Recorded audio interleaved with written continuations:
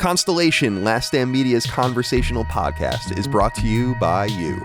If you want to learn how to support our podcast network, head to patreon.com/laststandmedia.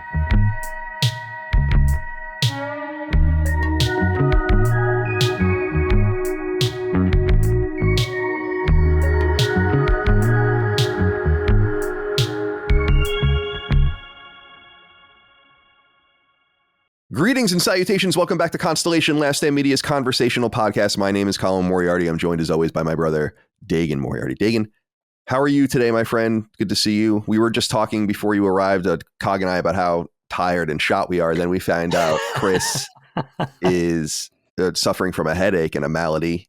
So how are you? Are you our anchor today? I mean, what is happening? Are you feeling well? Yeah, I might have to be, which is pretty bad because I'm feeling like meds too. A little bit. Jesus. Yeah, it's good. This Friday's got some Monday energy. Men's, huh? Nice. Men's. That's it. You're exactly right. It is Monday energy. It's right? I don't know what it is. Yeah, I woke up today and I'm like, this isn't Friday. What the fuck is this?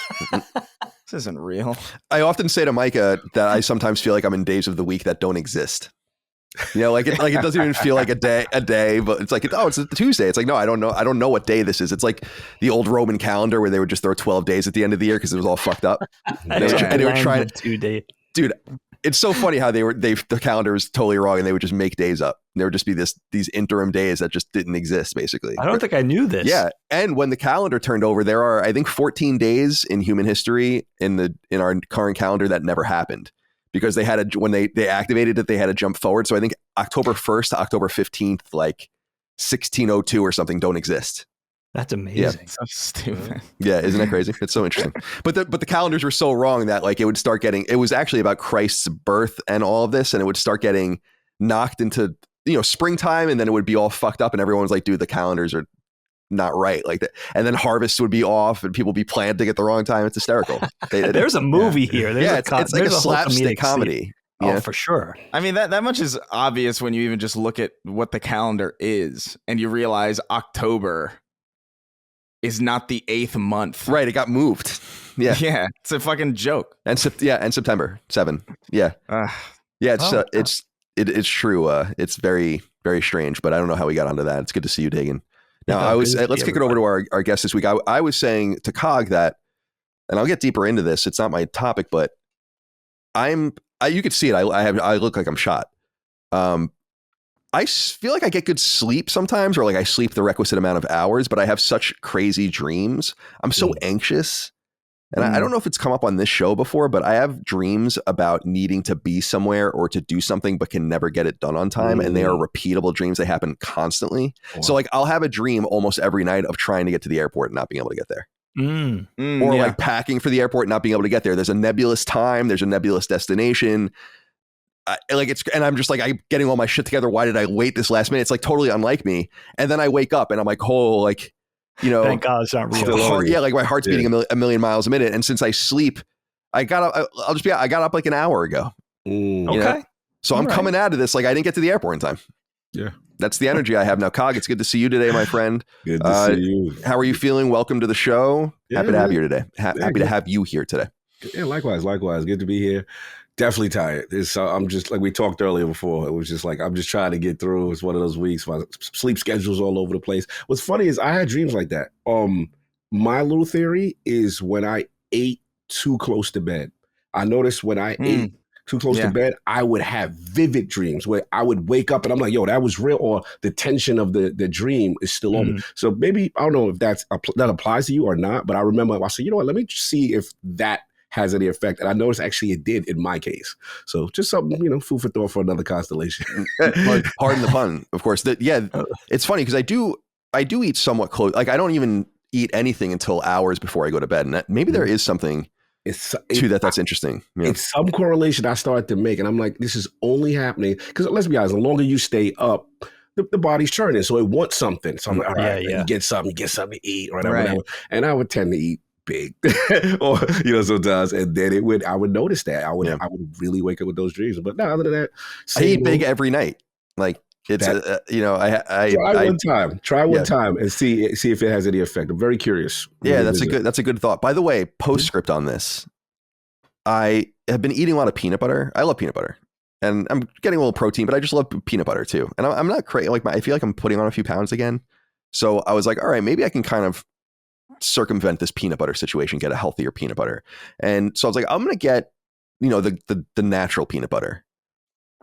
Dude, the natural peanut butter is identical in caloric, in calories, in sugar, in all of this stuff. I'm like, what? I have a fucking jar of it downstairs. It's peanuts and salt.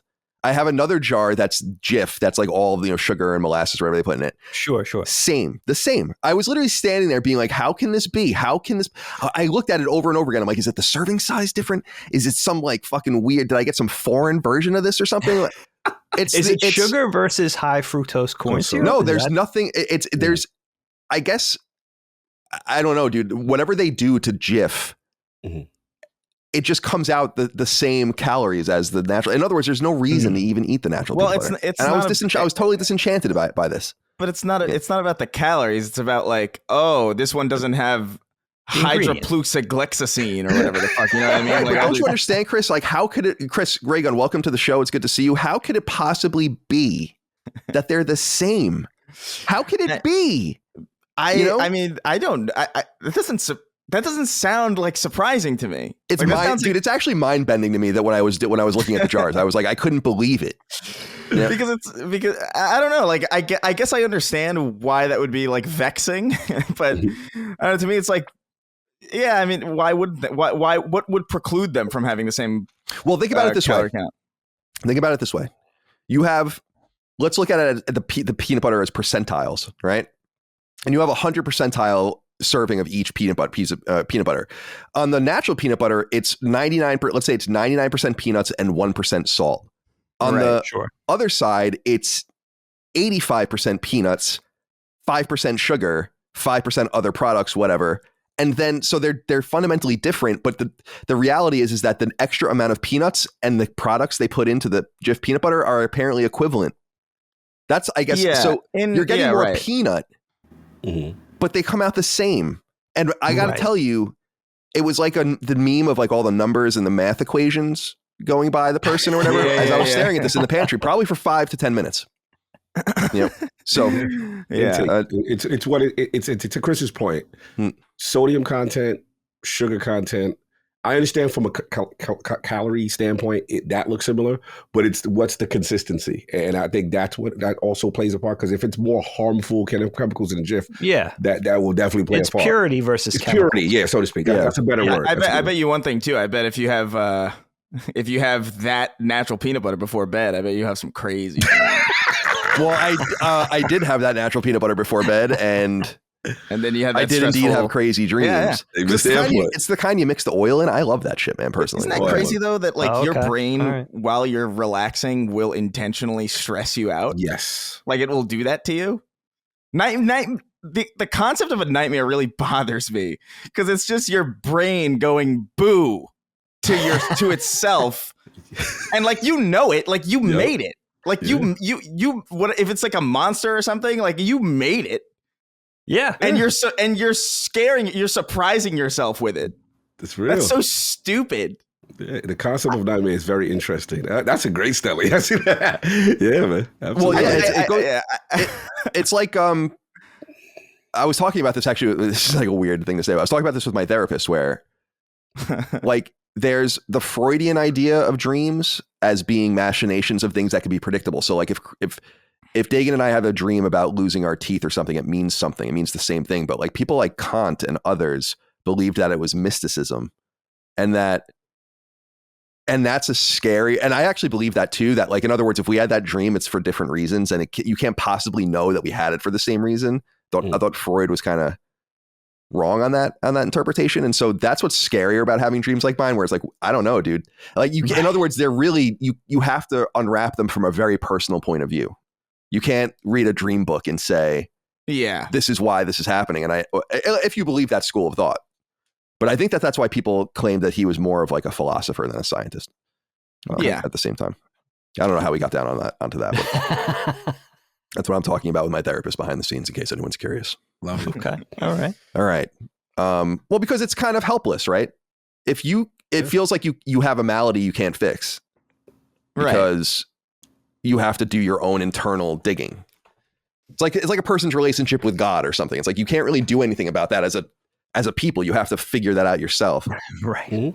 Yeah. Anyway, I don't know what the fuck we're talking about. It's good to be here with all of you guys. It's good to be here with all of you out there as well. Thank you for being here with us for Constellation, our weekly conversational podcast. Let's look at the topics. I'm looking at them now. Cog, let's begin with you, especially because your topic specifically plays into a whole thing we do with Chris on the show, where Chris has this uncanny ability of doing exactly what you're going to talk about today.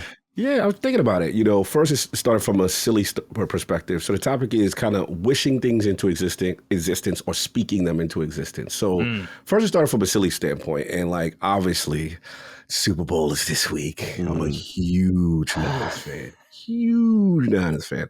And we were great for a while, and then we suffered for a long time. And now we're back. And I really want this for the team for various reasons. And I'm thinking about like, man, as a kid, used to be like, what would you do if they could win one, championship or whatever, that kind of deal, right? But then I thought about it from a broader perspective as far as like, goals. I've had things like of myself where I kind of, even before our podcast and stuff like that, and, I want to be here in my life. I want to do this. And, I've spoken to King a lot. He's big on this. Like he'll say, yeah, I could see you, you're going to be doing this and this is going to be big and yada, yada, yada. And I just wanted to bring it to you guys as far as like speaking things into existence, whether it be goals or just silly things or wishing something that you really want to happen. So I guess let me kick it off with Chris. I'm very curious because obviously there seems to be some backstory with you in reference to this. I'm curious because I don't know all of it.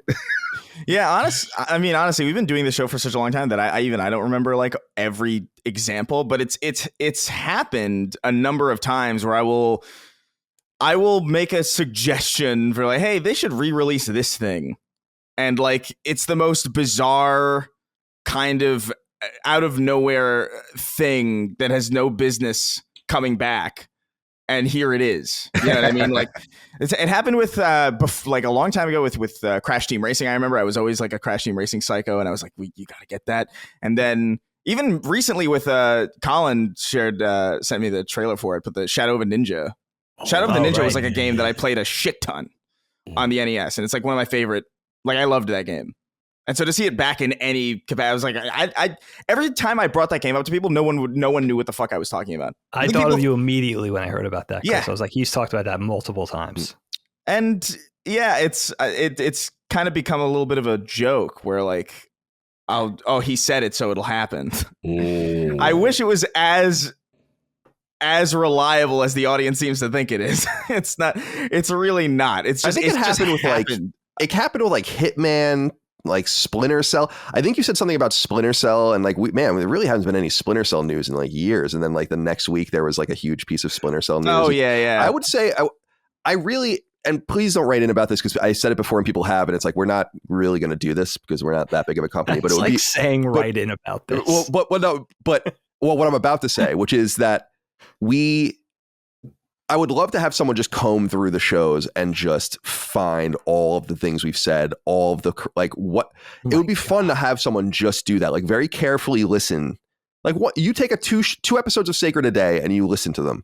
And what did we say in them? Yeah. Now AI will probably be able to do this for us in the future, but it would be cool to have someone do that for us, but I'm not going to pay for that. And I wouldn't want anyone to do that for us for free, but it would be a nice thing because then we would have a whole catalog of these weird things, although not being aware of it makes it more fun in some sense. I'd even love to see the contradictions and of course the things that we got wrong as well. But yeah, I always think about you with this stuff too, Chris, about manifestation, as it were. Yeah. I don't know how I feel about that concept. Like, I think like people talk a lot about like, oh, you manifesting, like, well, I manifested this. And it's like, I guess literally you did, I suppose, but I don't know if that's how that works. It's kind of like, I feel like when people get into it, when people get into that headspace where it's like, okay, I'm just going to will this into existence, I do believe that there's like a higher likelihood of that happening purely because there's like a will there to do it. As opposed to like a self-defeating kind of thing where it's like, oh, I'm never going to do that. It's like, okay, when there's a will, there's a way. That's the right. It's just, it's kind of like, I don't know. I had a friend a long time ago who was like going through some hard shit, and I was trying to it's hard to pep people up when they're or talk people through things when they're in a bit of a crisis. But it was like very, very hell bent on kind of like I don't know what I want to do video game stuff. Like I want to get into this, but I feel like I'm just too late or whatever. He's like 23. He's not too late at all. It's crazy. But I feel like even if that's true, you know what I mean? Like, even if like you are like 40 and it's like, and it probably is like, oh, maybe it is too late or whatever, right? Even if like mathematically that checks out, it behooves you to almost act like it isn't. You know what I mean? Because like if you just believe that you can do something, then you're going to put more effort into trying, and then you're going to accumulate skills, and you're going to basically end up in a position where you are infinitely more likely for that to happen than otherwise. Than if you were just like, I'm not gonna try art at all, so I'll just never get good at drawing. It's like, well, yeah, okay, that's how that works. But so I don't know how we got here, but like I think manifesting is kind of part of that, where it's I don't know how I feel about it really internally, or like, because I feel like people pin it on me a lot, or not pin it, like it has like a negative connotation, but like it's like, oh, Chris gets everything, just brings everything into existence. I think there was like a joke recently about like Maddie being the opposite. Yeah, there is. Right now he's cursed right now. Yin and yang. He's going through it. Yeah. I'll beg for Crash Team Racing for 10 years and I'll eventually get it, and then Maddie's and everybody is screaming for Knights of the Old Republic, and then it's just dead. Yeah, Maddie's doing like summon circles and shit trying to get that. Yeah, facts. And the Ninja Turtles joint, he's frustrated right now. The Rise of the Road and yeah, because they laid half their team off. Yeah, right? He's going through it right now. He's going through it. Oh no. Yeah, I don't know. I don't know. I don't know what I have to add really. I feel like it's such a nebulous kind of thing, and I feel like, I don't know, Dagan, like how does this read to you? Like, what do you make of this concept? Yeah, the first thing I thought about was my daughter. You know, she'll be 17, and she was always big on this concept of manifesting. This is what the kids call manifesting, right? So it's probably she was like 11 or 12 years old thinking about that, like just putting out good energy to get what she wants, whether it was like a crush or getting an A on a paper. You know, it was like that was the whole thing. I never really thought of it before. And then when Cog sent the topic, I realized like I don't really have that in a conventional sense. Like I'm not wishing things into being in this sort of way of like a genie in a bottle or a fairy godmother, or you know what I thought of, like sports fans, baseball fans. I don't know which team this is specifically, but inside outing their baseball caps. Yeah. When you need a late inning run driven in, or you need the big strikeout. Like that whole thing, like willing something into existence. That's the rally cap, right? I don't know if that's endemic to one team. I think a lot of teams do that. But it's must have started somewhere. Or I'm thinking like the tomahawk chop, right, down in Atlanta, or who invented like the rally towel thing? That's I feel like the Steelers are most known for the towel. Pittsburgh. Yeah, I get a Pittsburgh energy from that one. You know, it's like this group thing of like this ritual that's supposed to have a positive impact in some way, but I did realize, like, and my crazy is going to be on full display here. I don't have that, but just like my whole code or the way I carry myself, it's to the point where I don't even really think about it. It's like this neurotic practice mixing like OCD and superstition and karma, throw in like a little light prayer. You know, and it's this whole thing. I put it in the blender, and it's just this whole way that I just go about my daily life. Like, I'll give you an example. When something goes really well, right, I make sure to give thanks, whether that's I'm looking up and it's a cosmic thing or it's a more spiritual Roman Catholic thing. But not only because I am genuinely grateful, but also because honestly, I think I'm afraid if I forget to acknowledge that bit of good fortune, something's going to go wrong. Like, all right, next time you didn't acknowledge that. Next time we'll see about how grateful you're going to be. Like that type of thing. I get you. I don't even know what's controlling it. Like what's pulling the puppet strings. Also, I try to pay it forward. Like I try to be I think I'm generally a kind person, but I try to pay it forward in different ways, not only because I am kind, but also because I'm trying to actively manipulate karma a little bit. Yeah, like honestly, like I think about it I've mentioned this before on one of the shows during a topic, like at the self checkout, and maybe this is superstition too a little bit, but at the self checkout in the supermarket, I round up the amount. Like, okay, my total is $71.17, and I rounded up to $72. Not only because I want to help out the less fortunate and not be a piece of shit, but also like because maybe I think about someone in my ear, like some cosmic entity in my ear saying, well, maybe you'd like a taste of being poor. Like, oh, hey, I have this, have this 83 cents. It's fine. That type of thing. So it's like cheap buy off for the store. Yeah, right. I'm gonna buy you like one bean in this economy. So it's like Colin talks about this with religion, like just people going through the motions if you're not really spiritual, but I'm just gonna take a flyer on that because I don't want to risk it. It's almost that type of thing. Like that's Pascal's wager. Yeah, it's Pascal's wager. It's the exact same thing. Like that, I kind of live my life by that. That's so funny. Of like, it doesn't hurt. But don't you know that God knows that? That's where Pascal's wager breaks down for me. Like where it's like that's so weird because you have to know that God knows that you know that you're not. Yeah, but I can't help I guess my defense in that, and this is a weak defense, but I guess my defense in all that would be like I can't help that I'm cognizant of it. Mm-hmm. You know what I mean? Mm-hmm. And also I'm being honest. At least I'm being culpable. Like I want to do good, but some of that behooves me too, hopefully. Dude, it's a little bit of a selfish energy in that.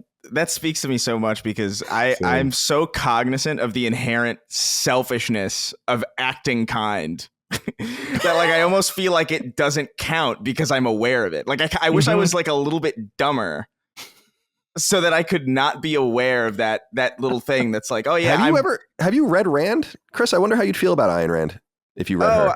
I've never read it. No, like that's I know like a little bit about it. It's not all about that, but that's a thing that's a big piece of it is like people act good and kind because it's virtuistic to do so, and that is good for society. Like basically is our argument that like you should lean into that. Who gives a shit why you do it? Like you're doing it and it matters, Okay. Yeah. That is true, but I don't know. I get that is true. I'm aware, like logically, like I'm aware that is true. It's better off for everybody to be that way, but also like I can't help but feel like I don't know. Sometimes it feels so phony. Like sometimes I feel like I'm aware that like I'll catch myself having the impulse to litter. I don't do it because I hate that. But like I understand the inherent convenience in the moment. It's like, oh, I'm done with this, Like Don Draper in the park with his. Oh my god, I think about that all the time. But I will always so awesome. I'll always feel it in the moment, and then be like, and I'll feel, damn it, I gotta go find a trash can. Like, and I'm cursing as I'm like looking for this trash can because I feel compelled to find it. But it's almost like I'm doing it so that this voice in my head can stop badgering me, I get you. And so I don't know, man. I totally, weird. Just as a little offshoot, I think about that Don Draper scene when they leave the entire picnic spread in the park. It was like that tablecloth magic trick. They just pull it out and leave everything that's disposable on. I immediately looked that up to see if that was like something people really did. Was the 60s like that? Yeah. Is that how it was? I guess. I think it seemed a little bit dramatic, but I think that was the way it was. And that bothers me so much. Like littering bothers me so much. Oh, it's so bad. It just bothers me that people would do that. Like, right. Yeah. We like to shared space. It's like if we just had a concept of shared space, I think that we would be 90% better off as a people. Yeah, that whole fuck it, it's not mine. It's not my house. Exactly. That's why, like living in cities. Like I lived in cities my entire adult life until a few years ago. It was. And you look around and be like, what the fuck is going on here? Like, why is it like this? Why is it so fucking disgusting here? It doesn't make sense. It bothers me because it's a choice to live like that. No, I hear what you guys said. If Dagan, I had a question for Colin. If Dagan, you got thoughts off. I'm sorry. If you didn't finish, because I got a question in reference to, obviously, switching back to the topic. Another reason why I thought about you in this reference to is your journey, right? And content creation. And I guess the parallel I have is sometimes when I'm at my lowest point or the pressure's on, I'm at my best. I noticed that, like, for whatever reason. So I'm like, hey, I'm not saying I'm going to manifest it, but I'm going to get out of this situation. I'm going to do something to push forward. So I was thinking about that. You don't have to reference that this is what you would think about in terms of this topic. But I was curious during your journey in reference to what we know, you know what I'm saying? Obviously during the kind of funny days and all that kind of stuff, you know, what was your mindset? And then you could take that. Now, I always wanted to ask you that. And then you can take the topic wherever you want to take it. Yeah. Well, I always say that on shows, you play a character in some sense. It's not that you're not yourself, but you have to assume that the audience doesn't really want to know or care about like the inner turmoil inside you. You're here to entertain them. And so you have to kind of take on the role of entertainer. I think that as podcasters, we're very transparent entertainers. You know, I don't talk in the same cadence and say the same things. And Micah and I aren't speaking and I fucking pitch it over to her so she can talk. And then, you know, she kicks it back to me and all this kind. You have to like play a little bit of that'd be awesome. That'd be hysterical. But we play a role in this kind of stuff. And I think when it gets really personal, like it did with Kind of Funny, and you start to kind of cross those things over, it becomes hard to disassociate the two worlds from like what's going on camera from what's going on outside of it or off of it, especially because so much of our content relies on us being honest and open. I'm pretty sure that's why I've managed to keep an audience for so long, is because I do wear my heart on my sleeve and just kind of say things and be in the moment. But I often say this to people around me. It's like, I am a much sadder, more, and I'm not saying this to be like, oh, Colin. It's just true. Like, I'm a much sadder, much more depressed, nervous, anxious person than you can possibly imagine. And I have to do a lot in my life to not sink into that. And a lot of it is like you know, sad clown shit. I totally get that. I've said that many times before. I'm like, oh, I'm totally sad clown energy, you know? And that's why I always connect with Seinfeld and Curb and things like that, because I feel like it's the same kind of like anxious New York, weird, you know, hypochondriac, strange energy or something, you know, like whatever it is. And I just feel like I have to contain that to operate in the real world. As far as like moving from Kind of Funny to Last Stand and even leaving, I always tell people I took two big jumps and it was the first one that was much scarier, which was leaving IGN. Like I almost couldn't believe that I was leaving. Yeah. There was a time, first of all, I could still easily be there if I wanted to be there. There's like no doubt about that. And especially seeing how people have left, like they would have probably paid me an enormous amount of money to stay there over the years. But I don't think people understand that the second choice to leave Kind of Funny and go to Last Stand was much less scary for me, because I was in a totally different financial position by that point, and I had offers to do other things if I wanted to and all of that. So it was just different. But I wrote down in my notes here, it's like you asked like what was in my mind. It's like belief. Like I just believe that certain things are possible. And one of the things that I believe, and I say this earnestly, it's not even as like an American or whatever. It's just, I believe that you can do whatever you want to do. I just don't know how people can look around the world and not see that, from your Elon Musks to your just obscure artists or whatever, or people just getting by and doing great things. Like a man really can build a rocket company to go to Mars, like from nothing. Like a guy can graduate with an American history degree and make a living talking about video games. Why can't you be the president of the United States? Why can't you run for Congress? Why can't you be a doctor? Why can't you lose weight? Why can't you eat better? Like, it's all just belief. And then I think Chris touched on this. There's things manifest out of that intention. I will say one thing though, that is a contradiction in my life, because you guys brought all this stuff up. It is about faith and act and all of that, is that like I am a deeply superstitious person. And the closer you are to me, the more you know that, because you can just observe it. Like I'm very strange, and I talked about it in hockey. I used to jump over like the blue line when I would skate around and like do all sorts of weird shit. And I think a lot of that today, what Dagan was saying, just borders on an OCD and like a total ratcheted up anxiety about just doing things. And I'm very much a repeater of things, where I just want things done the same way. I when I get in the shower, I do the same thing in the same exact order. When I get ready to go to bed, I do the same things in the same exact order. Like, cannot break those specific things about myself.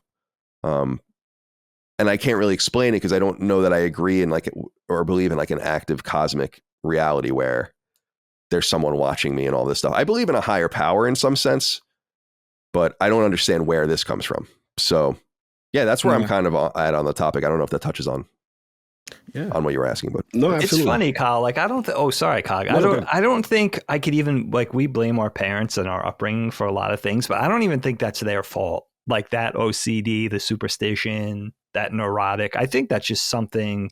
Like I can't even blame them for that because I don't even remember seeing a lot. We did a superstitions topic, and it was definitely something with my great grandparents that trickled down to my grandparents.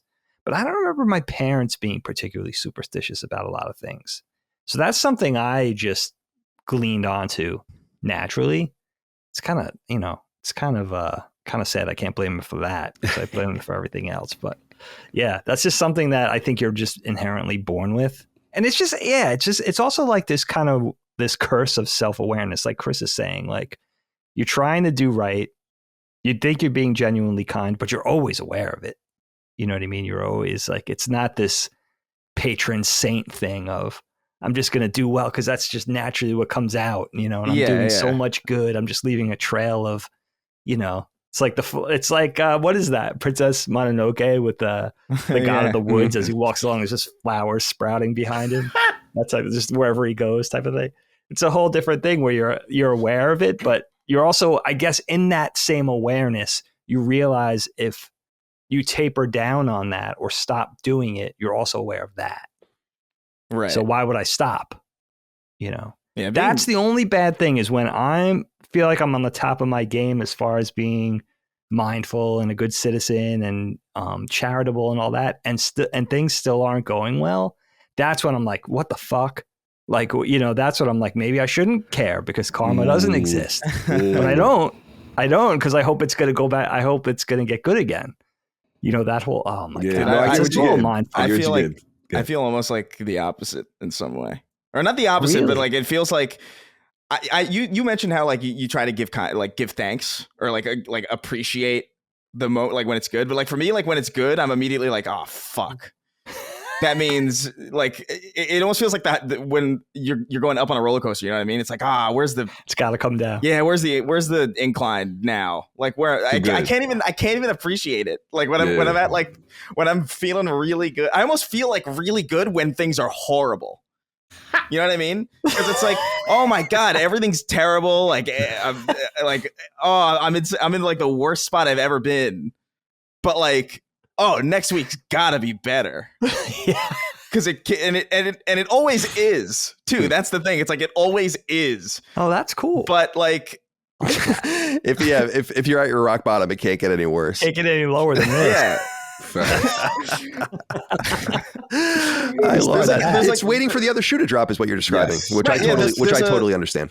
There's a calmness in that chaos, I think, for me, because it's just like, well, all right, well, everything's. What could possibly, like, anything bad that can happen now might even be like a potential positive. You know what I mean? Like, oh my, like I can't. Oh my, like I was telling my parents, like if I came home and my apartment was missing, like just straight up, like if everything in my apartment was gone, the building was gone, I would feel more okay with that than if like someone sprung up on me like, hey, by the way, you got a meeting at like 3 that you didn't prepare for and that like you don't want to do. Because like to me, it's like if you lose everything, it's like, oh wow, this is a new adventure now. Right. This is a brand new. There's almost like I don't know. There's like an excitement in that. It's like, ooh, okay. It's funny, Chris, because it's come up in some random ways, but like there were times when I went to San Francisco, like that first year or year and a half, where I was literally out of money, and I literally had no money, and was the loosest I was probably ever in my entire life. Be like, oh yeah, I got $20-$30. We get paid in 5 days. I'm just gonna go to the bar. It's a real bohemian. Yeah, like and like not even vibe. really. It'd be like, I don't know, just there is something interesting about living like that, because like it's the antithesis of my entire mentality now, where it's like I would if I imagine myself in that situation now, I would be in a ball in the corner being like, oh my God, what did I do? But at that point I was just like, this is whatever. It's the freedom. It's the freedom of the perception of not having much to lose, I think is what it is. Like you do have a lot to lose realistically. Like you do have like a lot, but things sometimes it doesn't feel that way. And sometimes that might be like, that could be a potential like ungratefulness, but it is also, like we were just talking about, just kind of a looser, much less stressed out way to think about things in some way. You said something earlier too, Colin, about like how we're playing a role in some sense, or how like on Kind of Funny and throughout various stints, we kind of play these roles because like we're not gonna talk to the audience like we would talk to like, you know, a therapist or something. That's insane. But I remember I had like a moment with that where I was very cognizant of like, oh, I don't know exactly where the line is between this character that I'm playing. Because on YouTube, on my channel, I play this ridiculous character version of myself. Like, it's not even like my real accent in there. It's like louder. It's like a little bit higher pitched. I don't know why. It's just like, it struck me as like, oh, this works on camera, so I'll do it. And at a certain point, I started to realize like I was making videos all the time and writing.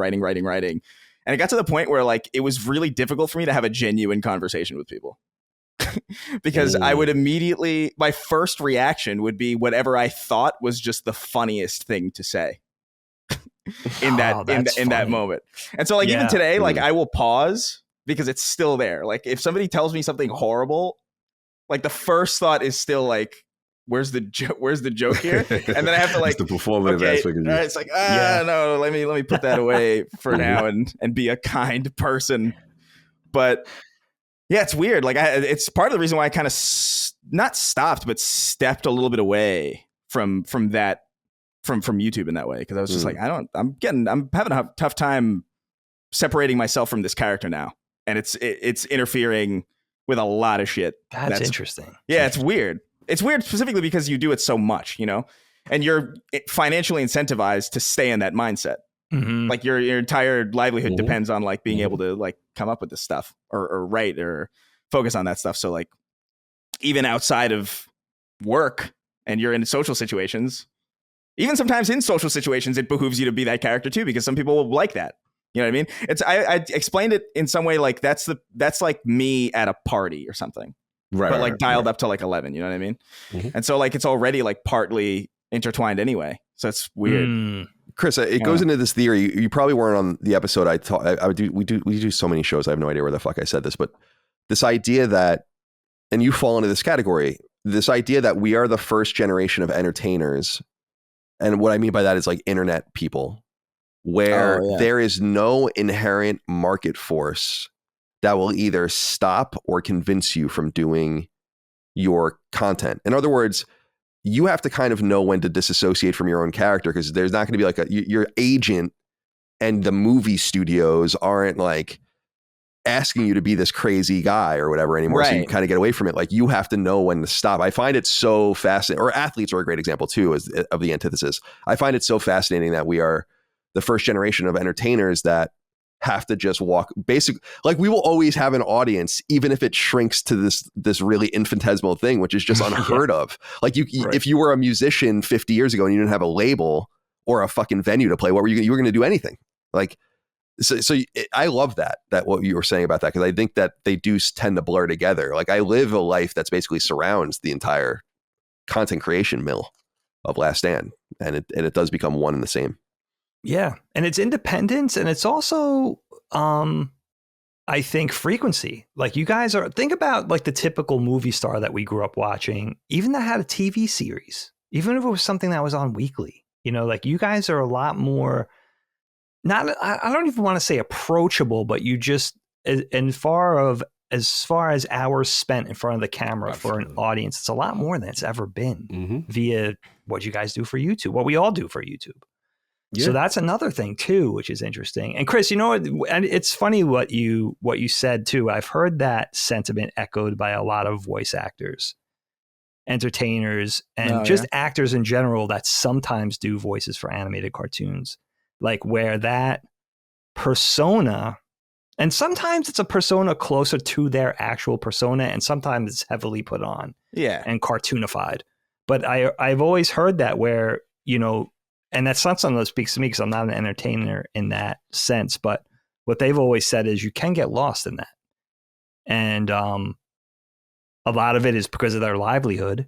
they're plugged into it financially and to make a living, but also because I think you just spend so much time doing it. And then when you're not doing it, you're thinking about it.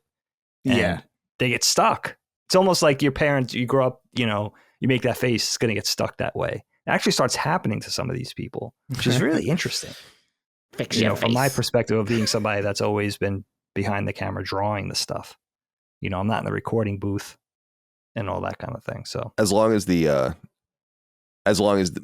home for bad children doesn't manifest, which is this is something that I told Micah about, and she thinks is so funny, is that when we would be bad as kids, our mom would make a fake phone call to the home for bad children. Oh yeah, and tell us that they were coming to pick us up, and there were these cosmic times once or twice where like someone was pulling into our road and like pulled into our driveway to like turn around or something, I believed this till I was 15. I legitimately did. And it was passed down, and it was like a thing that there was a supporting cast. Like my aunts would back it up. Be like, yeah, grandma and grandpa used to call it the home for bad children on us. It was like the whole family was in on this thing. It was like a Santa Claus myth that was harmful that lasted into my mid-teens. Yeah, decades, intergenerational. That's fun though. I feel like that's like 50% of the reason to have kids in the first place. Really, is to just lie to them about various things. I agree. It is so fun to lie to children. Like my nieces and my nephews when they were young, like I would tell them all these things about like, oh yeah, this like we're gonna go visit the hot dog farm. And my dad would run with it. We convinced these kids that you could pluck hot dogs off a tree, and they believed it for an embarrassingly long time. Like 15, 16, you're like, and then they're mad at you, but then like they can't fully because it's embarrassing that they believed it for that long. There's like an inherent shame where it's like, fuck, I'm 16 and I really believed that there was a fucking hot dog farm, and I'm angry, but I'm stupid. It is funny how kids like have to suss things out like that. There's a whole, you simply cannot teach them to not believe things. Like they have to understand. Wisdom's a funny thing. I've really become cognizant of that the older I've gotten, where it's like you just inherently understand things. And I'm not talking about the silly things like this, but things about the world or how things act and how you should feel and all of this. It's all just in the machinery of the brain. You just have to get old enough. Because it's outrageous. Like things you tell kids they're out. Like it's a series of outrageous lies to children. Yeah. If you lose your teeth, a fucking witch will come into your room and give you money for it. You can make up anything. The fuck? Yeah, and like and the kid not only believes it, but doesn't stop and ask like, why do they want the teeth? Yeah. Well, there is that age of gullibility, like just 100% gullibility. Mm-hmm. And then it slowly washes into this period. Like Chris is saying, it kind of evolves into this thing of like, all right, I'm a little bit dubious. Like I'm a little older now. I have my doubts. And then it crosses over into that thing of now you don't want to be embarrassed by believing, but you still want the wonder of being entertained by these things. So you're holding on. Yeah. And then it comes out to being full on boring adult. It's just, like everything's, it really cynical. Is just so funny. The things that I told my youngest nephew that like I invented PlayStation. I was like, yeah, I invented PlayStation. I was like, yeah, this is my company. And he was like, why what? And he was so baffled by it. And then he got older and he was like, hey, why are you like a YouTube person if you invented PlayStation? And I was like, I just wanted to take a step back. I was just like all these things. And then he got to a certain point where he's like, he calls me up. It's like, you didn't invent PlayStation. The angry call. He called you out. That's good stuff, man. Yeah, no, there's this conversation going a lot of funny directions. Cog, how are you feeling about it?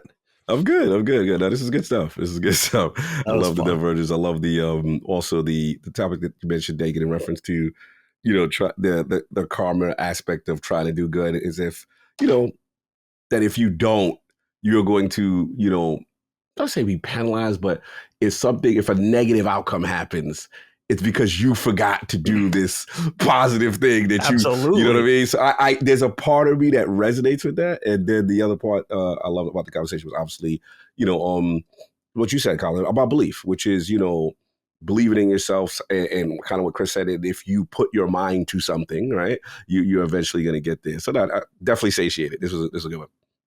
Cool. You know what else, Cog? I just got to say, this may speak to you guys too.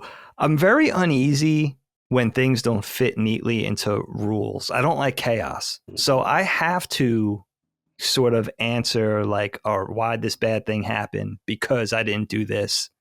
I always have to have that sort of dialogue because it can't just be for something I don't understand.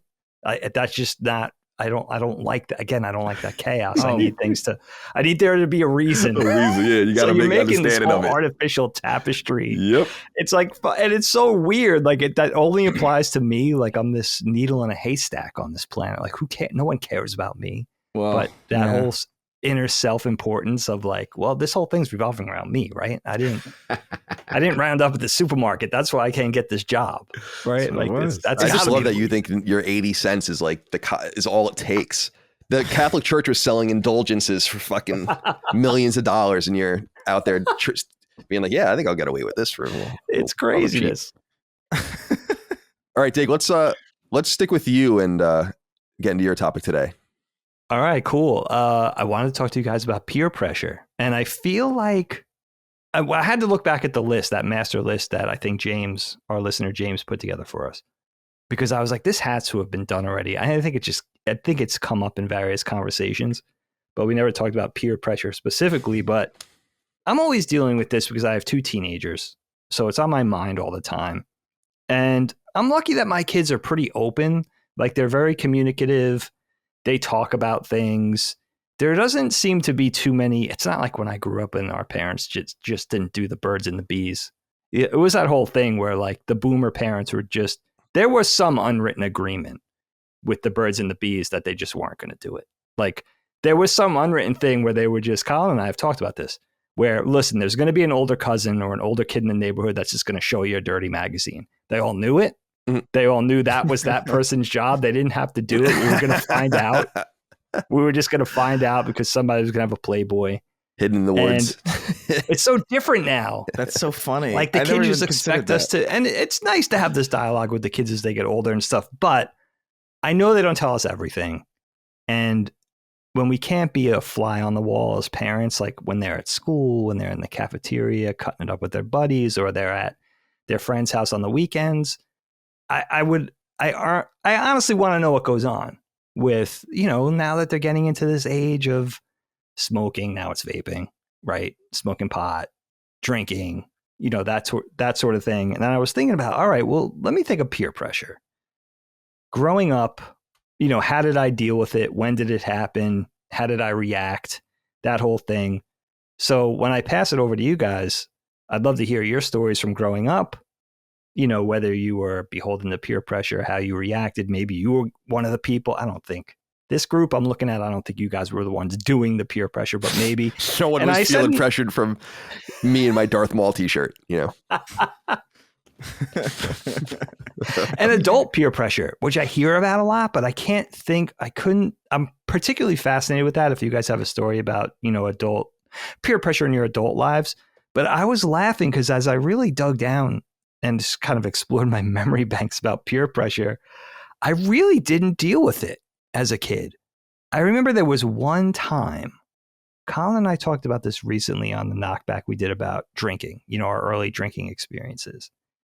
There was one time, I guess the house party thing started in like 7th grade, right? So when you're 13 years old, and it's like house party light, like an older sibling gets a couple of 6-packs. That's the naughty thing. Maybe kids are trying out cigarettes in the basement, whatever it is, right? And then it gets ratcheted up to pot and serious drinking and keggers and stuff in high school.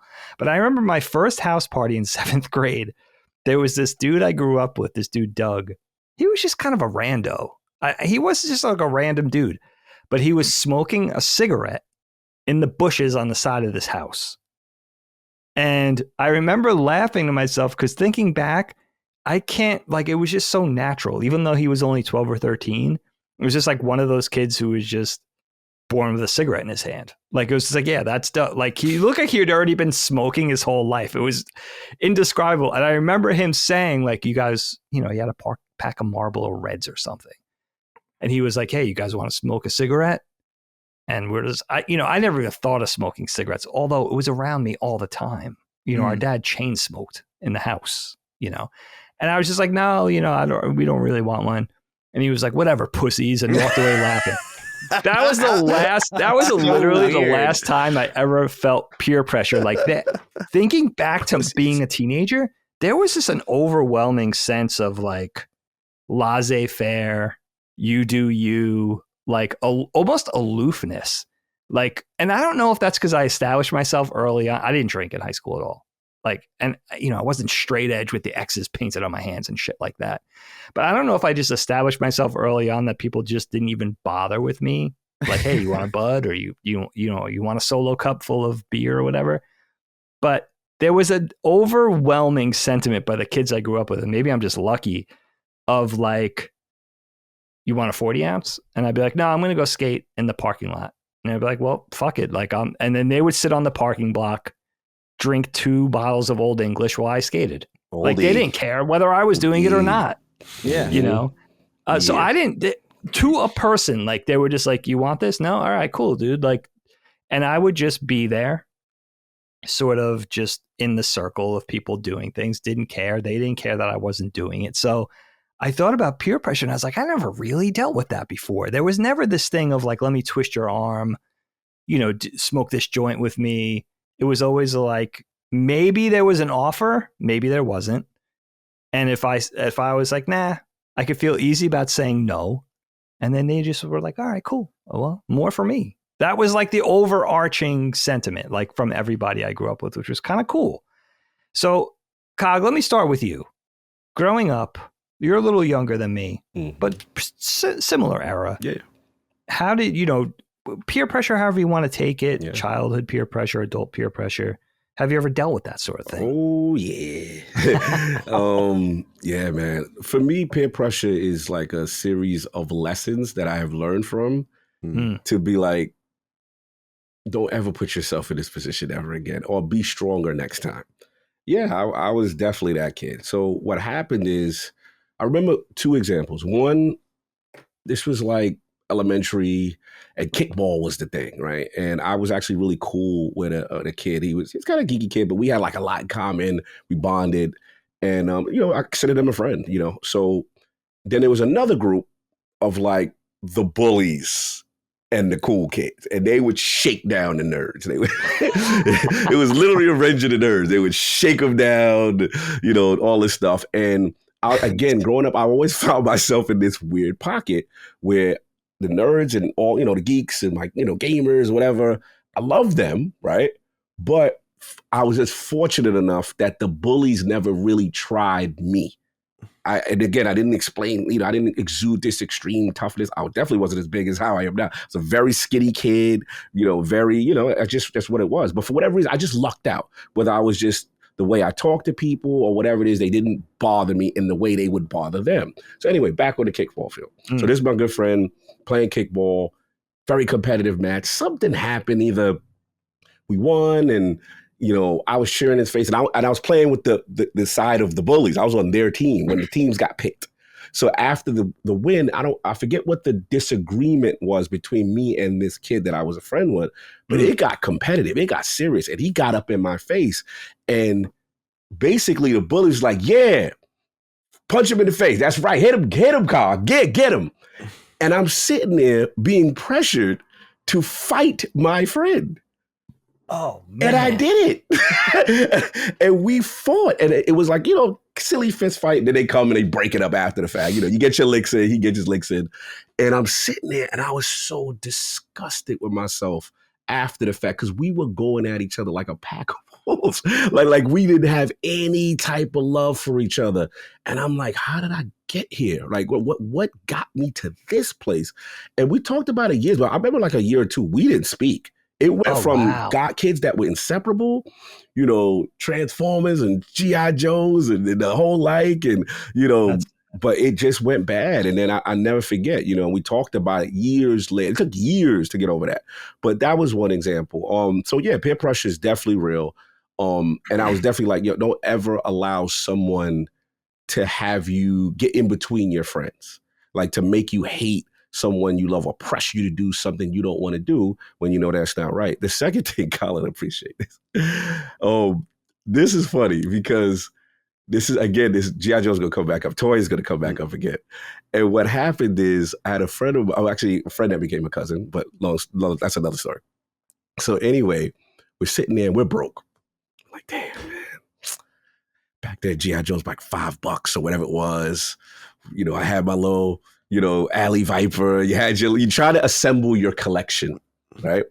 And we just didn't have a lot of money. You know what I'm saying? So I never forget, my friend was like, man, my stepfather, man, he's just got this roll of cash just sitting there on a dresser. Like $60, man. We could go right up to the toy store right now. We could get all the G.I. Joes we want. We get the whole. So I'm like, nah, we shouldn't do that, man. Because what if you get caught? So I'm sitting here. He's like, but I'm saying, man, like he ain't going to. What if I just take $20? We could get 4, whatever. So we do it. And we go there and we go crazy, bro. Like we buy everything. We have like vehicles, the whole thing.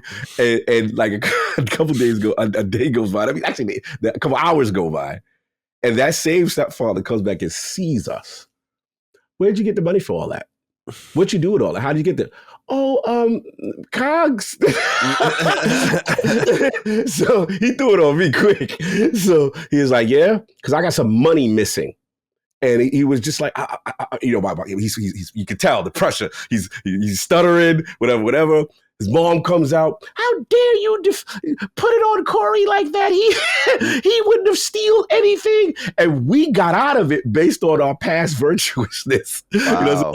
So, but we literally stole from this man. He knew it. He knew we did it.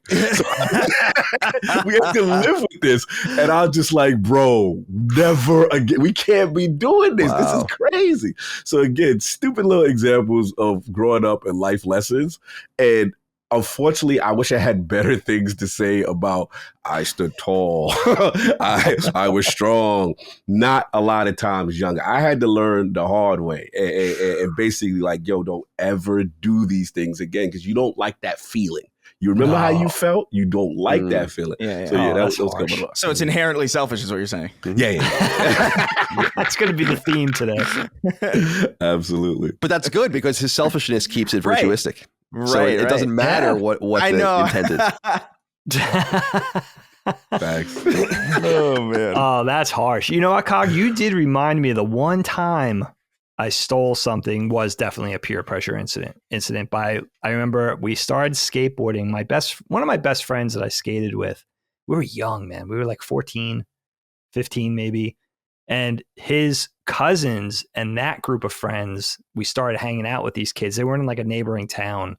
Some of them were like a little bit more mischievous than I was used to. Like they would definitely get into trouble a little more than I was accustomed to where I was living. And they convinced me to steal like a little container, like a little box of Tropicana orange juice from the deli. And it was the same thing. I did it.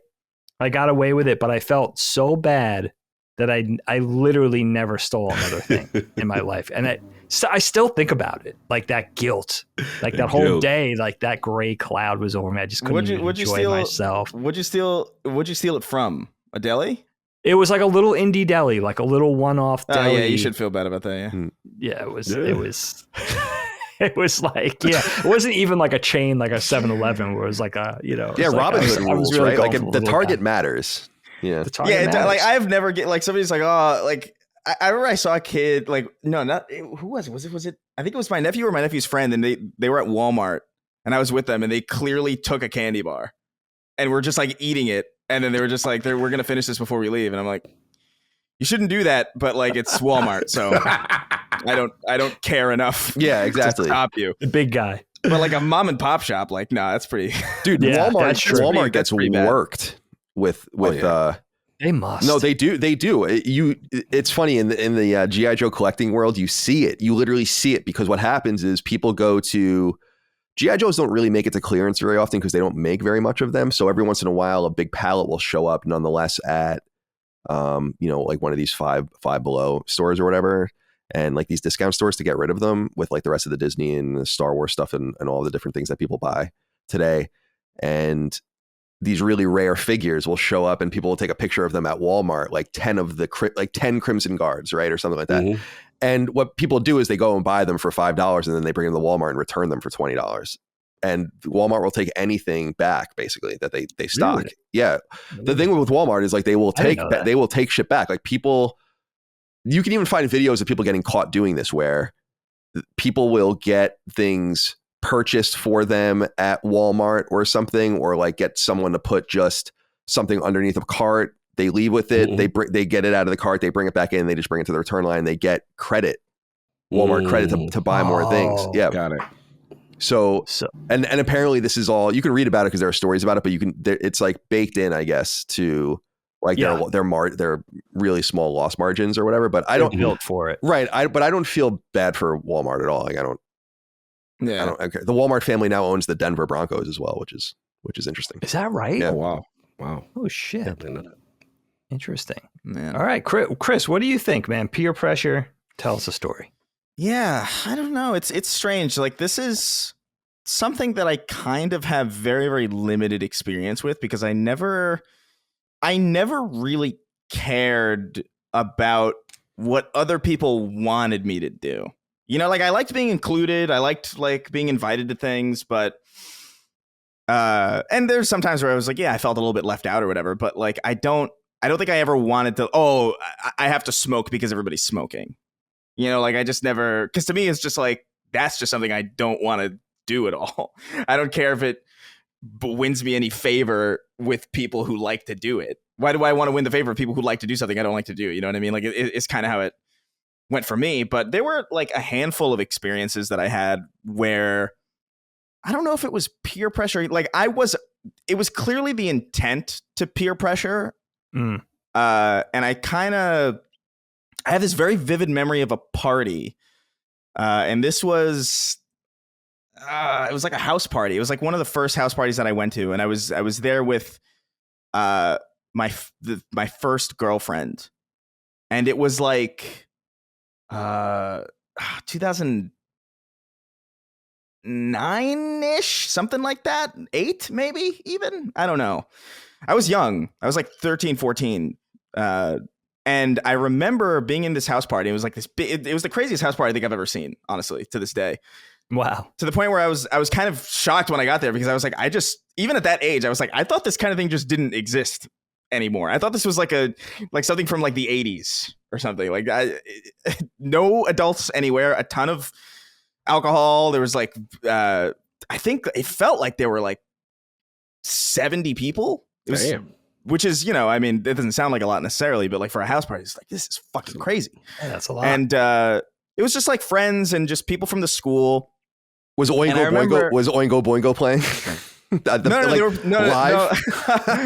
Yeah, it felt like it did. Like they were playing. I remember Guitar Hero or Rock Band was in the living room and people were like doing that. Which is why I remember the time so vividly because it was around that time, and like the songs that were playing were obviously like so much. I think it was like I remember Green Day was like a big 21st Century Breakdown had just come out whenever that's 2009 that year was.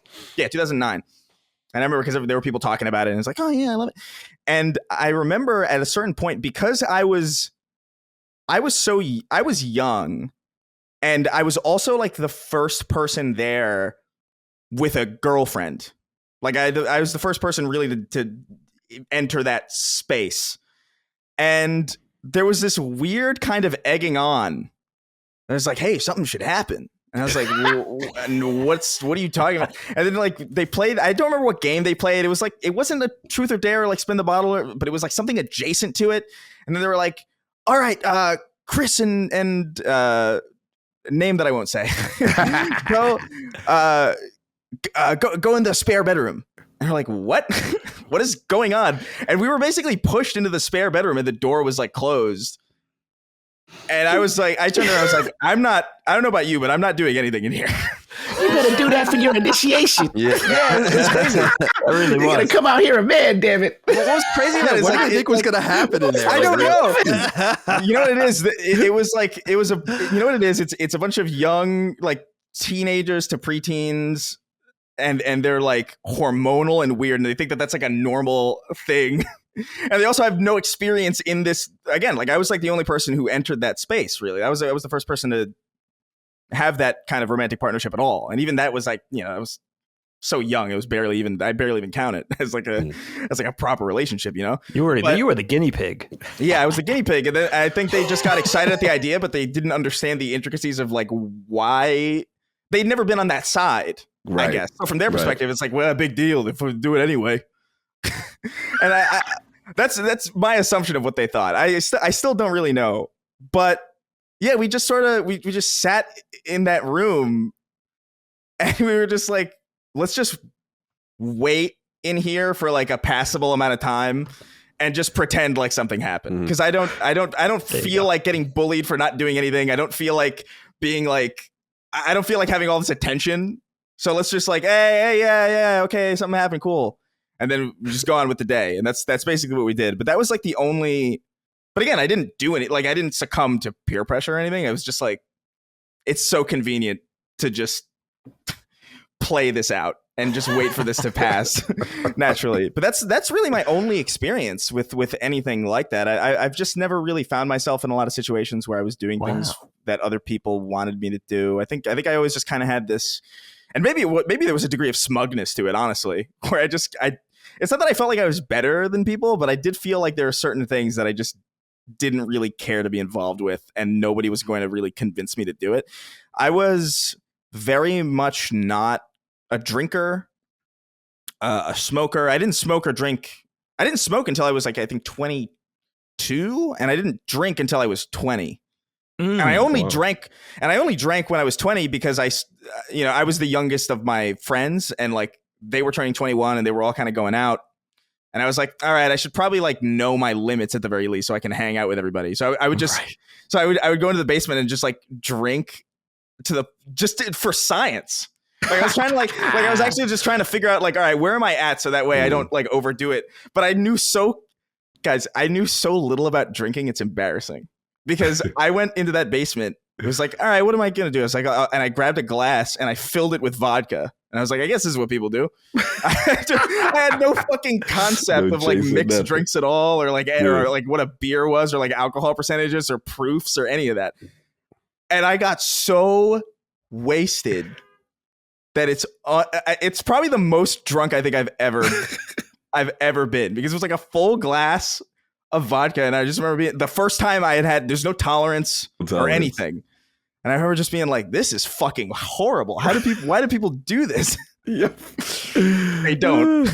Yeah, they don't drink full glasses of No, not normally. Chris, that was exactly, we were the same ages when we started doing it. I was 19 when I had my first drink. You were 20. But and smoking was the same thing, 22. That's weird.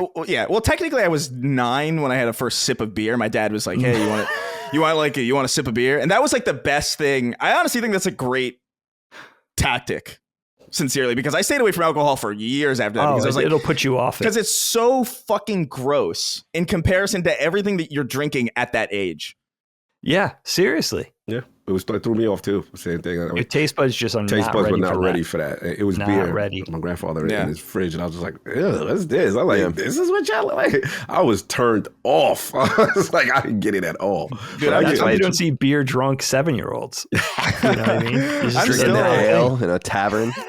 I'm still very turned off by the taste of alcohol. Honestly, like I still like 9 times out of 10, you're gonna come to me with like, oh, would you want a beer or like a Hawaiian punch or something? I was like, probably a Hawaiian punch. See, that was the trick that got me, because that's how I got into it, because it was like mixed drinks. I didn't know the idea of mixed drinks. So I was like, oh, you could put something with this disgusting thing, but it tastes amazing. And I'm like, oh, okay, I can do it. And then all the sweet stuff, and then I started getting into that pocket. Yeah. And I think it was like margaritas or something light. That'll do and I was like, oh, this is amazing. I was like, why did you show me this from the beginning? Mine was Mine was, it's so funny that we were talking about this because like I can't drink any of this stuff now. I think it's actually disgusting. But when I first started, it was Mike's Hards. It was Mike's Hard Lemonade. Oh, sure. Yes, I remember Mike's Hard. Yeah. Like, this is great. This is is just juice. It's a lemonade. Yes. And I'm fucked out of my mind. Yes, we have the same start on that. I forgot about Mike's Hard Lemonade. That was literally my start too, as far as my own independent on my own. I'm gonna try something. Yeah, it's also the same for me. Yeah. Oh, yeah, that's like a gateway. Shout out to Mike's Hard Lemonade. At different times too for all of us, because yes. And shout out to the Dagan and I have talked about it in the past. Shout out to the 7-Eleven in our town that would sell to anyone. It didn't matter who you were. It just didn't matter. Didn't matter. There was another place that did it too, but that 7-Eleven, notorious throughout the ages. Isn't that funny? You know, like 7-Eleven. Like that knowledge would be passed down from big sibling to little sibling. At some point, they must have popped that place because it was comical. Like I was nowhere near looking like an adult when I would go in there and buy. Yeah, I know that. That's true.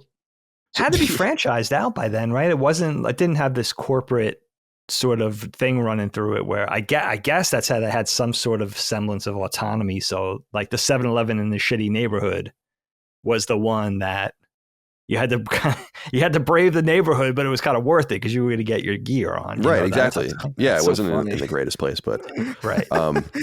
Yeah, I don't know, but aside, I don't know if I remember seeing a lot of it though. Like I do remember like seeing a lot of it in school. Like people would be pressured to drink or whatever. I also like went to school at a weird time for like bullies because there were they would call you gay, and then like if you got upset, they would be like, "There's nothing wrong with being gay. Why are you upset?" So it's like this like it was like this weird like transition of like it was still very much like early 90s insults, but like current day sentimentalities. And it was like so you would be the asshole if you got mad at being called gay. Throw it on you. And so like I remember that's kind of an aside, but like I don't know. Yeah, I saw it a lot. I don't know why I didn't get sucked. I think I just kept such close company with like very specific friends who just weren't those types of people. You know, even the people who like even the friends I had that were kind of rowdy and like would do like really crazy shit. They would never like bully people into joining them or anything. It was very much like, oh yeah, whatever, you know. So yeah, you do you type of thing. Yeah, that's fine. I'm glad our bullies weren't that intelligent. I think that kind of bully, that flavor of bully, really speaks to Chris's generation. Like, can you imagine? You know, gay boy, I'm not gay. What's wrong with being gay? Like that whole level of like, that's awesome. It's so awesome. It's real. It's real. I remember. I tip my cap. It was an easy way to get. It was a really easy way because I loved doing that at a certain point. Not like authentically, but like just like it's such a funny concept of like a progressive bully. Like I love it. It's great. Yeah, our bullies were just mean and violent. You throw like a girl. It's like what?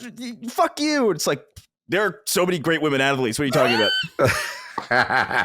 You think you can last against Ronda Rousey? I doubt it. And you're like, oh my god, I don't know how to react to any of this. We have something there. It's good. Dig, where are you on the? Tell us your peer pressure. Tell us your peer pressure tales, my friend. So I was writing like, and this hasn't come up. It's like, where is the line between peer pressure and like your own personal responsibility? I don't know. I know I've been in many situations where I was pressured by people, but it was also my own choice to do those things too. And that's like the greatest regret I have about a lot of that stuff. And is like, we feel a certain way about it, but I didn't have to do some of these bad, like some of the worst things I've ever done were through, like, I would blame on some level of peer pressure, but I also know that part of me was down with it. And that's something you kind of have to accept. Yeah. So I think about this situation when I was a little kid. Dagan will know, remember our neighbor Brian. And so I've explained in the past that I grew up the youngest out of everyone in multiple groups, right? Like I was born in a weird time in the calendar where I was sent to school early.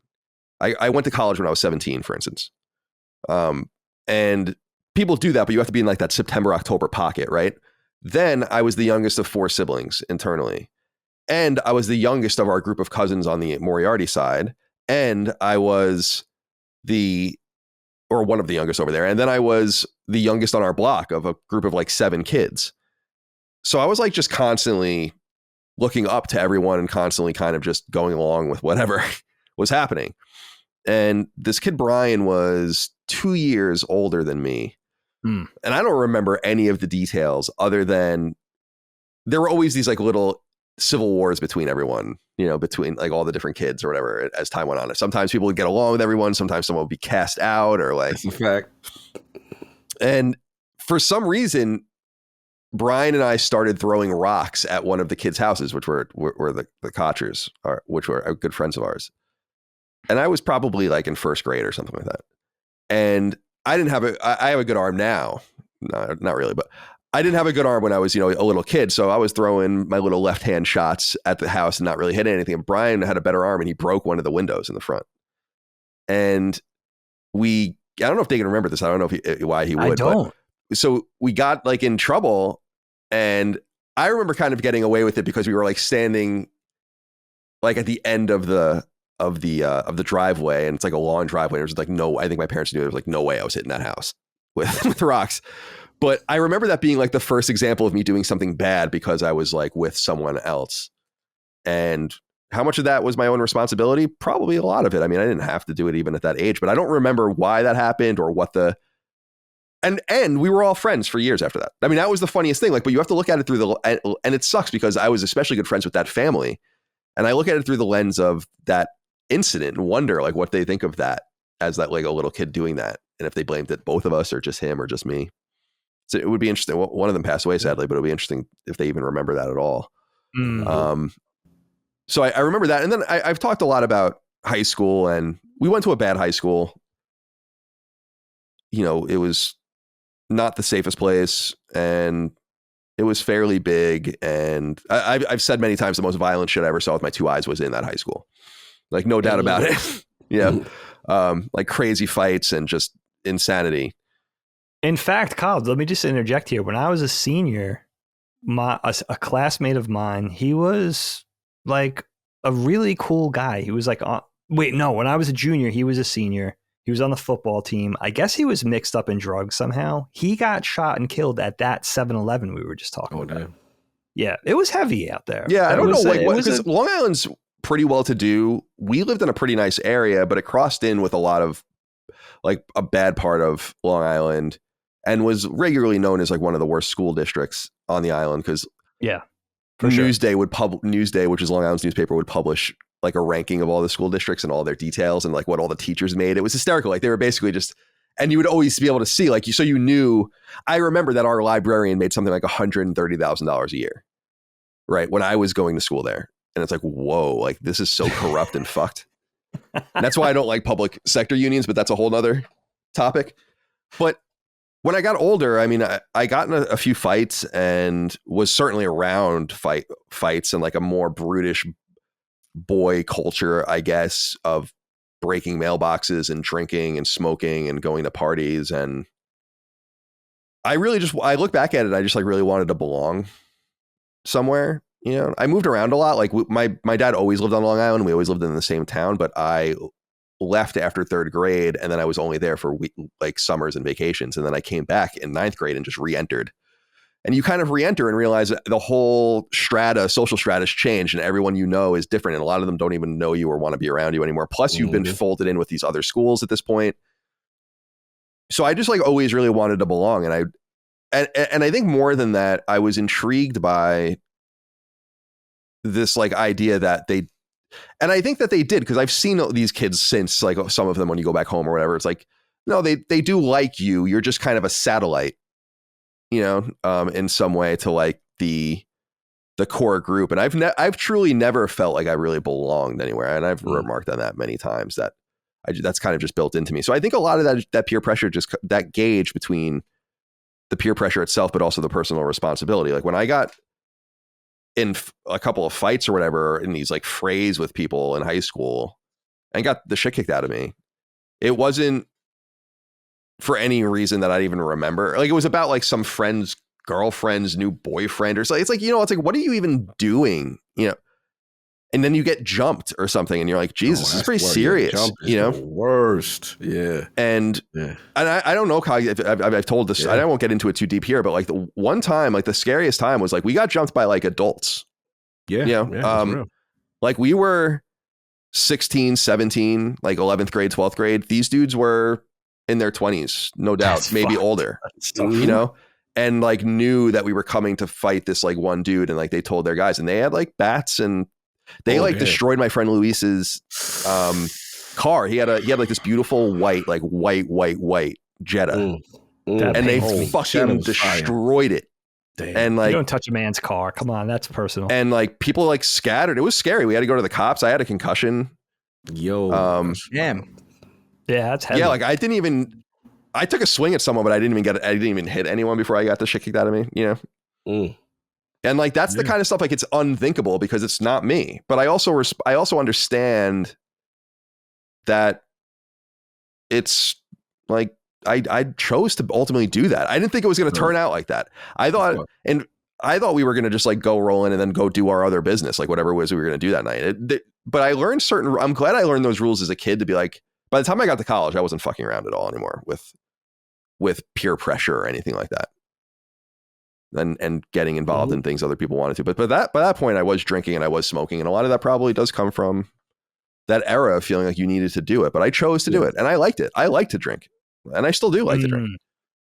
So again, it's just that strata between peer pressure and responsibility. And I don't like to shrug it off and act like it wasn't me, because it was, under pressure. But it's me nonetheless. Lessons learned. I think you take a little bit from each thing. And I know I totally get that. That was similar to my era. Yeah, it was crazy. Kids were getting terrorized. I remember the jumping era. Yeah, I remember that. That was no joke. You see that crowd, you better walk the other direction, or if you go through, you better be prepared for what you're about to walk through. And on the streets, you're saying, Cog? Yeah, well, actually, in school too. Oh, in school? Yeah, it's in public schools. South Bronx public schools were wild. Like it was just uncontrollable. And there were pockets where there's not a lot of supervision or outside of school. And things will pop off. And you've got to be sure. I will say this, it did teach me who my true friends were. I knew that. Yeah. I knew for a fact, like, okay, we're going to walk through this and we might not make this, you know what I'm saying? But you with me kind of thing. And then sometimes you luck out and it's just aggressive stares or someone's talking. And you just, all right, whatever, you just keep moving. But absolutely, it would pop off. And it's crazy to think how much violence was going on during that time. Like it really was. People were getting the hell beat out of them. That's so scary, dude. Yeah. But you're right, though. That's a litmus test of who has your back. Oh, yeah. I mean, what better test could there be? You know where this sounds funny, but growing up for us, you know where that took place? And it actually got dangerous. Like I remember being like, I'm not even going to go this weekend. The mall. Really? It was very territorial because it would just be a convergence of kids from like a 40-mile radius into one spot in groups. Yeah, it makes sense. Right? Makes sense. You're 15, 16, 17. You're there looking for girls, getting up to no good. And then it got super territorial and whose group was bigger. I remember my best friend's cousin in a school district that was pretty far from us, like center of the island, like 20 miles, 25 miles from us. Those guys would go there just looking to get in fights. And it would be like broken bone, like I'm going to break somebody's leg today type of thing. It was violent. Yeah. It was like, punk rock sentimentalities. Fight. I just want to go to the arcade. Like I don't want it to be real life final fight. Yeah. Double dragon. Someone like, comes and knocks your girlfriend out. Throws her over the shoulder and walks out, and you have to go fight. And then you have to fight each other at the end. I thought of a funny story I wanted to tell you guys. I don't think I've ever brought this up when it comes to peer pressure. There was a kid I grew up with. I won't say his name, but I remember he was a year younger than me in school, and we would pal around sometimes. He was like an in and out friend. Doesn't sound. Oh. He was like a friend that was an occasional friend. Like no other friends are around. I'll go. We'll hang out with this guy. But it's this guy, and I won't say his name because it dawns on me now thinking back, this guy was half a terrorist. Like his whole thing at a certain era was making Molotov cocktails and throwing them at the train. What's going on? And he would ask me, not once, this happened several times, where he's like, dude, I'm going to make some Molotov cocktails and throw them at the train. Do you want to, you down? I'd be like, no, I'm not. Are you down? Are you down? I'm not. I'm literally going to slice a pizza. Like, that is such a casual way to ask somebody to participate. And he was fine. Terrorism. It was the same energy. He was like, all right, well, more for me. Like, that's fine. Like, he wasn't offended. Like, that was the type of thing. Yeah, just a Molotov cocktail. It was another thing where it could have been peer pressure, but it was just like, yeah, dude. And I think punk.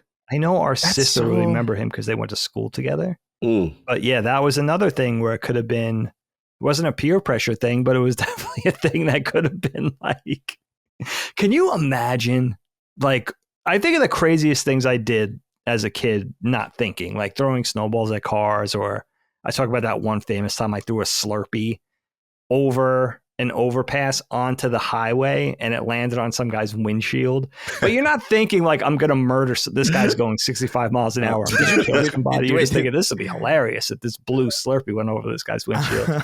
And he came and found us, got off the exit ramp and circled around and grabbed me by the lapel and shit like that. He drifted. He drifted off the exit, beelined for you. That's awesome. Yeah. I love it. Yeah, he found us. And then like, it was like, was it you guys? And my friend was still holding his Slurpee. Like, yeah, of course it was us. Yeah, it was clearly. Did he make you clean it? Like, what was the? No, I just thought that was the first time he was like, I want to say let's say I was 14. Mm-hmm. He could have been 19. He could have been 39. He was definitely an adult to me at that age. He got out of the car, pulled up to the side of the car, like into the shoulder, got out, started talking to us as he was circling the car. Like, was it you guys? And we're just like, kind of starting to deny it, but my friend's literally still holding his digital. I think it was the same color as the one that splattered all over the front of his hood. And then he grabbed me by the lapel. And I remember it was the first time I was like, all right, like this is going to hurt. Like there's no way out of this. Yeah, like whatever this guy does, I'm going to just survive. Like hopefully he doesn't throw me over the overpass. But he didn't. He let go. I guess he cooler heads prevailed. He let go, realized I was a kid. But that was the first time where it was like, I was afraid, but I knew like there was no way out. Like I'm going to get belted in. I'm going to see what it feels like to get punched in the face. You almost killed this man. That reminds me of Sweeney's story. How he, like when he was a kid, he for no reason, out of just curiosity, he was like, I'm going to cover a baseball in oil and put it on the stove. And then he threw it out the window when it caught fire. So like in the Bronx, there was a fireball that just flew out the window at some point. I wish I could see that. I wish I could have seen that from like a third person perspective. Oh, that's amazing. That's amazing because it sounded like there was genuine curiosity involved. No, it was genuine. Like I do. He was so young. Like I do think it was genuine. Like well, you don't know anything. And you just say like fireball, cool, and then it just gets really out of hand. What I love about it though is that like this was in the Bronx. He threw a fireball out the window. No one took notice. Regular day. Yeah, it's just another day, and nobody came up to the apartment to be like, "Can I have a word with you?" Nobody outside was screaming. That's hilarious. It was just like, look at that. Wow, fireball. I've seen worse. That type of deal. Yeah. The Molotov cocktail at the train thing seems to be a little bit more that seems insane. That's insane. That's domestic terrorism. He might have been out to hurt somebody. Yeah. He was like what was he, like a Confederate separatist or something? Like what is he doing with a Molotov cocktail at a train, stopping the supply of He was such a weird dude. goods. He always smelled like salami. I don't know if that has anything to do with anything, but for some reason he always smelled strongly of salami. He slept in a deli. He threw Molotov cocktails at trains. Who is this person? This is the most concerning individual I've ever heard about. Yeah, Dig. That was a wild one, Dig. That was a wild one. That was sure. Yeah. That was a chapter of my life. I think that's what he did for that was like his hobby. It's so weird that the MTA wouldn't. It was a solid year. Like he approached me about doing that 4 or 5 times. How could he was doing that from probably the same spot. Like why wasn't the Long Island Railroad / MTA? Why weren't they going after this? That's the thing. It's like how is it a hobby how could you do that enough times for it to be a hobby without either getting caught or killed? That's wild. He probably wasn't even. You know what I think it is. I think he pretended to do that, or he wanted to do that, or wanted to tell people to do that. But he was probably just throwing bottles at trains. That's possible. Like I don't like he probably like it'd probably sound really sick and cool and epic if I fucking told people I was throwing Molotov cocktails at trains. But there's no way. Yeah, he probably saw the Warriors or something, and he was like, "I'm gonna fucking be like these dudes." Yeah. I don't know. Yeah, that could be like just putting pennies on tracks type of thing. Mm-hmm. Yeah. That's insidious. That is so benignly evil. It's crazy. That's bad. Yeah, It was putting bad. putting pennies on the train tracks. Good Lord. It was one of those things where it was like growing up. I remember him being a weird kid. Like he was always an odd duck. And then it crossed over into like, I think this guy's becoming a criminal, like type of thing. Like this guy's obviously he was dangerous. slowly becoming Stages unraveled. Yeah. It starts with the salami and then it ends with the Molotov. I did answer the Molotov. Maybe we can get him on knockback. We'll see what he's up to there. Salami man. Dig, are you satisfied? Yeah, nice job. All right. Christopher, time to go to you, my friend, for your topic. I've known you've wanted to get this off your chest for a while, and I'm excited. Yeah. So my topic is fictional characters that we believe have been to Epstein's island. I don't know if this is really this is going to be a dramatic tone shift. I feel like from the last couple of conversations that we've had in the last hour or so, but I'm obsessed with this concept ever since and I'll tell you why I started thinking about this. Not only because this is just like one of the weirdest stories that has ever happened. I think the fact that like that guy did kill himself is just a fascinating story in and of its own. Yeah. But I was playing through the original Spyro games, and I came across this thing that I totally forgot about, which was this character who it's a bear in a tux. He's in a big suit and he's holding a big bag of money. And he's like, every time you get to him, he's an obstacle to where you have to go. And he's like, I could teach you how to get through this barrier for 700 gems. I could teach you how to use this cool new gameplay mechanic for 500 gems. And he's so snooty about it. He's everywhere. He's seemingly very powerful to just be able to impede your progress despite the world being at risk. Which seems to imply that he's like it's like what's that movie where all the rich people live in that weird spaceship like above the planet? I don't know. Elysium or something? Know. Oh, Elysium. I never saw that one. Oh. Yeah. It's like that. It's like I don't care if this world is burned to cinder, or like I don't care if I can help you by just simply letting you go through here. I want money. I don't, and I just thought immediately it's like this is a character that has absolutely been to Epstein's island. And I was thinking about it. I was like, I wonder, and that just made me laugh. And I started looking at trying to think about other characters in fiction. I was focused on video games, but it can be whatever we think would be an entertaining spiral for this conversation. It doesn't have to stay to this, by the way. We can branch off on tangents or whatever we want, but I just think it's a funny branching off point or like a starting point. And I'm really just curious if any characters immediately came to mind for any of you. Yeah, I did. I saw you wrote it. For whatever reason, it was like the perfect pocket because I've been playing a lot of Final Fantasy VII. Oh, no. And I was like, Don Corneo is on your island, bro. Yeah. Don Corneo? Yeah. Bro. He is having people entertain him. He is a regular on Epstein's island. Yeah. He don't care. He cool with men dressing up to see him too. He's cool with everything, man. So yeah. He's definitely the lifestyle, the lavish lifestyle, and definitely a man of pleasures and certain types. So shout out to the Don. He's a regular up there. For sure. That was immediately what I was thinking about. I love that. That's an amazing answer. Yeah, that's a design. That's a character design for sure. Yes, that guy. I came up with a couple that I thought were interesting for different reasons. The one you would appreciate the most, Chris, that came to mind for me pretty quickly was Jay Peterman from Seinfeld. I feel like Peterman. He wasn't necessarily doing anything wrong there, but he's a man of the world. He's been everywhere. He's got all these stories, and he's probably been with him once or twice on that island, I would assume. No, it needs to, as we go on, I really need to, because I don't want to be sued by any of these fake people, by any of these fictional characters. By Jackie Child. Yeah. I don't necessarily, it could be one of these things where it's like, this runs the gamut, whether like they've been on the island for the worst reasons, or they're just simply so rich and powerful that it's conceivable that they've brushed against the island once or twice. Right. I have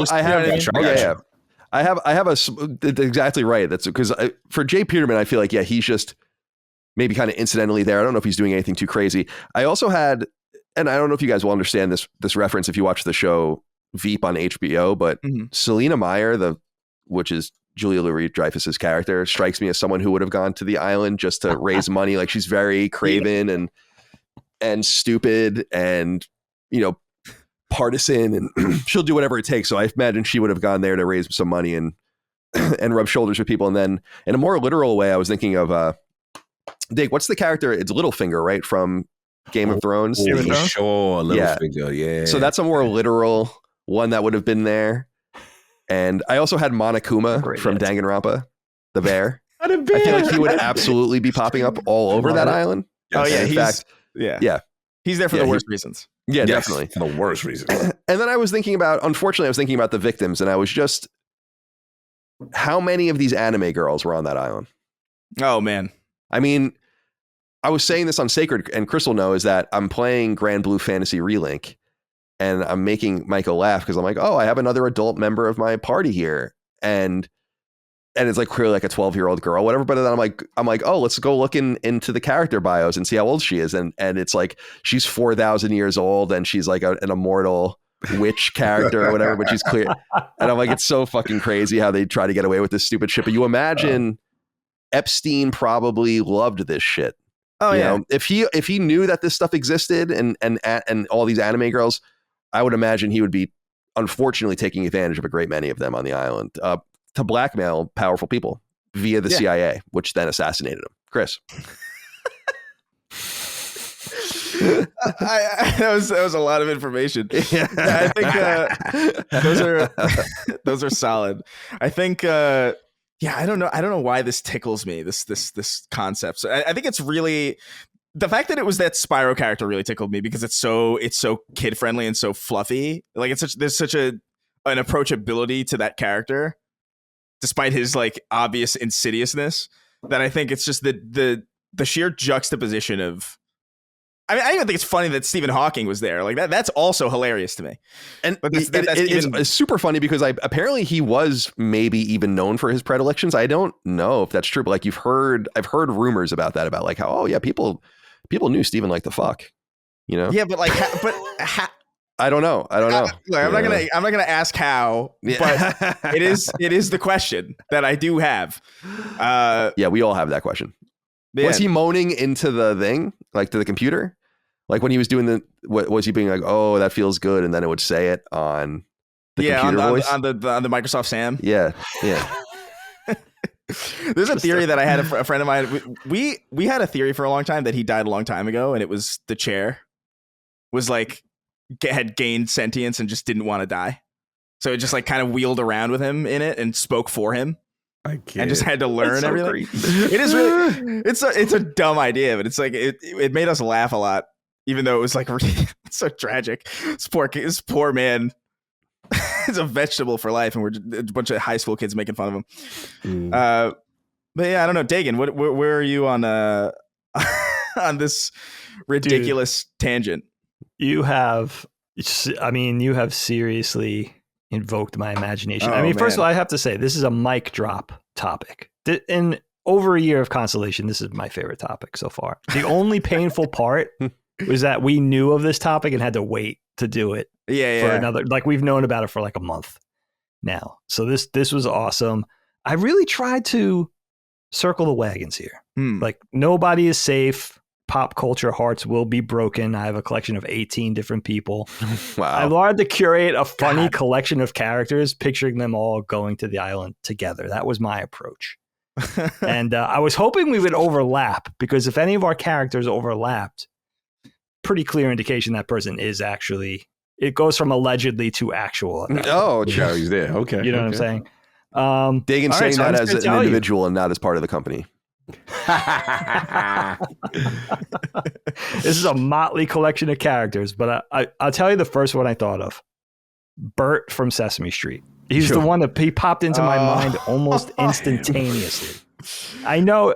Just think about it. It makes so much sense. He's the first one off the boat. And I also think about the fallout between him and Ernie. It's going to be ugly. It's going to be ugly. And you would know. You worked for Sesame for many years. You know these characters. I was there for like a decade. And who knows Bert better than me? Bert was definitely on top of that list. And I'm just going to go down. Let's go. Mario. Yes, damn, that one. Mario's over there. He's got to be on. I wanted a video game character. It just makes so much sense. Mario? Yeah, why? Explain why. Yeah. Peach hated enough. What's going on? He could, because he's creepy. It couldn't be Luigi.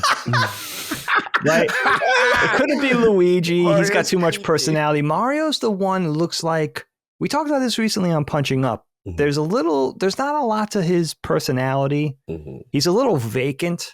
You know, he's a little devoid of any kind of real personality. It seems like he's hiding. You are kind of right. Yeah, because Luigi is at least a coward. You know, like, and that's like widely known, and like he's got entire games. But Mario's just hero. He's just, he's definitely hiding something. Yeah, I could. He's got secrets. I can see that. It's like Jared from Subway. Like he hid his secrets by being very one-dimensional as well. That's a great answer. Look at these pants. Look at these pants. You know, don't look at not the man behind the pants. Look at the pants. Don't look at the man behind. Look at these fat pants. I want you guys, not you guys, but I want the listeners to make a list of mine, because let these sink in after the show. All of these make so much sense. They really do. The next one I feel a little bad about. Wait, Dave, before you go on, go back to Bert. Yeah. Explain Bert. Why specifically Bert? Oh, I mean, just because, think of how creepy Bert is. It's all based on creepiness. All right, so it's just a creepy factor. Mario. There's something I don't trust about Mario. Yeah, right. We just that I understand. What is his motive? Yeah. He's guarded. You know, there's got to be something underneath a layer that, you know, harmless exterior, that there's something evil lurking in there. It's like, there just is. I just envision those stock, you know how whenever there's always like a Netflix documentary about like a murder or whatever, and it's always a picture of them torn in half with like, I'm picturing like that with like Mario, or like it's just some fucking Wendigo or some demon behind. It's like a political campaign. Mario, what are you hiding? And the screen goes gray. Yeah. And, you know, he destroyed schools. He did that. Yeah. there's adversarial commercials like, is it a him? Yeah. Those ones. I love those. I'm not going to front. When those political ads where they're ripping someone, I think that is the funniest thing. That's what I'm visioning with this Mario situation. Yeah. I don't know. Really know Mario. It's a me. Maybe he's a little too big. Like we're trying to bust him down, the type of thing. But I think there's something worth investigating there with this guy. Yeah, I would have said from the Mario universe, I would have said Birdo. I love that, because I feel like Birdo showed up and then he should. Why is he not around anymore? I don't know. It's conspicuous. It's like Roseanne. Trans erasure is what it is. It's that is true. Birdo's that's right. Because she was like, anything. That's right. I forgot about that. That is Oh yeah, I forgot about that too. Because it was the eyelashes. Where did they come down on that? It was Mario 2's instruction manual that said it was a boy that thinks he's a girl. Oh, that's right. It's actually it's canon. Yeah. Well, presumably. I mean, yeah. Mario, whatever is canon in Mario. Yeah. Fuck. All right, we have 16 more, Dig. Let's move on to the We'll get through these quick. But the third one I feel bad about, because I'm sort of throwing Frank Oz under the bus twice, but I needed a Muppet in here, and it's clearly Miss Piggy. At first, I thought Kermit the Frog. I see that. So Frank Oz has two. Sorry, Frank. Maybe this points to actual Epstein list. I'm not saying. I thought you were going to say Yoda for a second. I was like, yeah, like young girls, I do. Oh, we got a Star Wars guy. Wow, Yoda. Okay. I'm not going to throw Yoda. I would put Grogu on the list, but then that gets really weird. Yeah, sure. I got Papa Smurf on the list. I don't know. Think about it. Let that one soak. I feel like Papa Smurf is his own Epstein in some way. He's got his own like private society. He's got his own fucking private society. There's like one girl. Yeah, it's straight Strange. up. It's very fucking strange. Very That strange.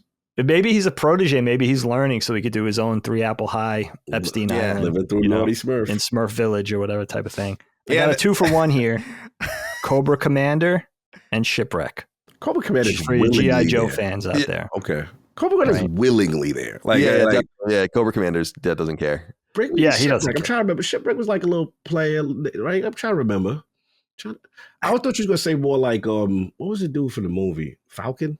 Lieutenant Falcon. Falcon. I thought, but okay, so you go Shipwreck. Okay. Shipwreck, you know what? Didn't he have the thing? There was some kind of weird cartoon, like an episode of the show where he was hitting on. Oh, he's always hitting on Lady Jane all the time. Yeah, you're right. You're right. He was real thirsty. I do remember now. It's coming back. And they were doing the whole sailor thing. Yes. It was like, we didn't understand that back then. Yes. Good point. I forgot about that part. So the whole sailor. All right. So let me get through these. Heathcliff Huxtable. I mean, I'm sorry, but we should have seen this one coming. Come on, guys. I mean, it hurt, but love it. I mean, this it speaks for itself. This is life imitating art. This is how we do it. Right there with Heathcliff, Paulie Walnuts. I had to pick someone from The Sopranos. It's got to be Paulie. Interesting, yeah. He's definitely got to be on there. I got a good one for you guys. I think you guys are going to like this one. Todd from Breaking Bad. This is Jesse Plemons' character. Yes, very much so. Yeah. Yes. He's definitely on the island for sure. I can see that. I got Freddy Krueger on the island. I started thinking about how do we make this a colorful cast of characters, like from a character design perspective, how do we make it interesting? But also, I think I unfairly a little bit start to think of like characters that are always fucking around with minors. Yeah. I mean, that's where you. But we were talking about that with. Isn't that only that's not implied? Or let me. How do I put this? The Krueger lore about him being like a diddler comes later, right? In the series. No, that's from the beginning. I think. I thought that was always just implied. Like it never explicitly says it. He just killed children or whatever. But nonetheless, I thought we had that conversation on Knockback. Yeah, the town's parents or the elders at that point had thrown him into the incinerator, whatever it was. Right, that's what, yeah. Because he was a pederast or whatever. Right. I mean, that whole thing. Yeah, I mean, that makes sense. It's a pederast. It makes sense considering, you know, I mean, if Freddy Krueger exists in people's nightmares, then he's got plenty to work with over there. Yeah. Same energy as Freddy Krueger, guys. Think about it. Again, let these wash over you after the show later. Cat in the Hat. Same thing. He's there. Yeah. Right?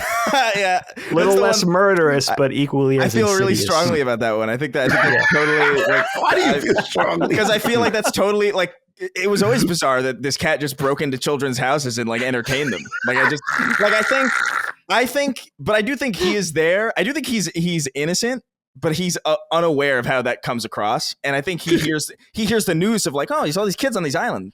It's like, oh, I'm gonna go entertain him. And then he just sees fucked, just the worst shit he's ever seen. But he can't comprehend it because he's a Dr. Seuss character. Oh man, this is funny. This is great.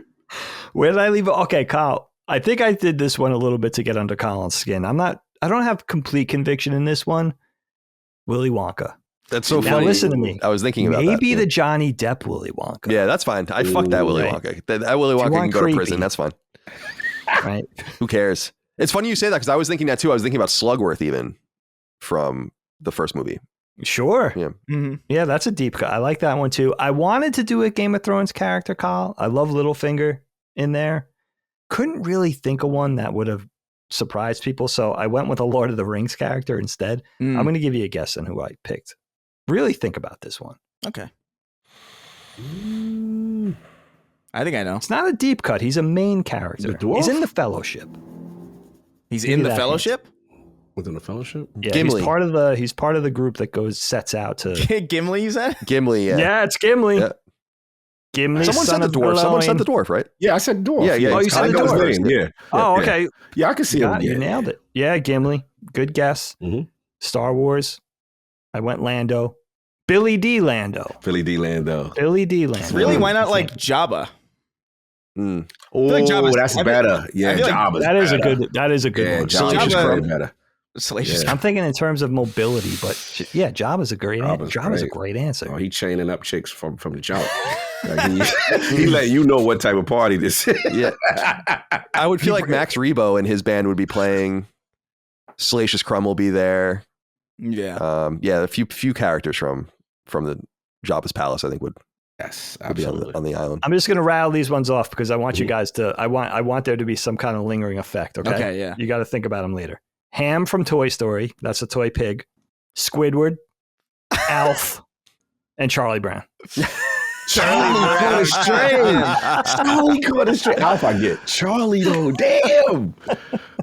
I gotta get the mindset with Charlie. Break it down. Like why is Charlie? Yeah, why on Charlie Alf? Brown? Yeah. I think it's the same kind of, with Charlie Brown. This is a weird one because I'm thinking of like, He's gonna say he's creepy.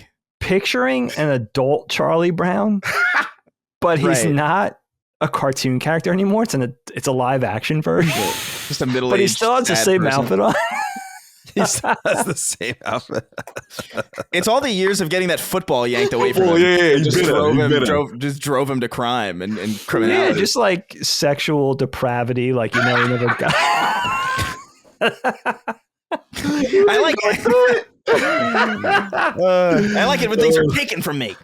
Yeah, it's I don't know, man. Charlie Brown. That's I can co-sign that. I guess if we're aging him. If to we're the point where aging it's him, like, yeah, I can see that. Yeah. Because Like adult Charlie, 20 years of I Got a Rock. Yeah, and then it was like 20 years of I Got a Rock.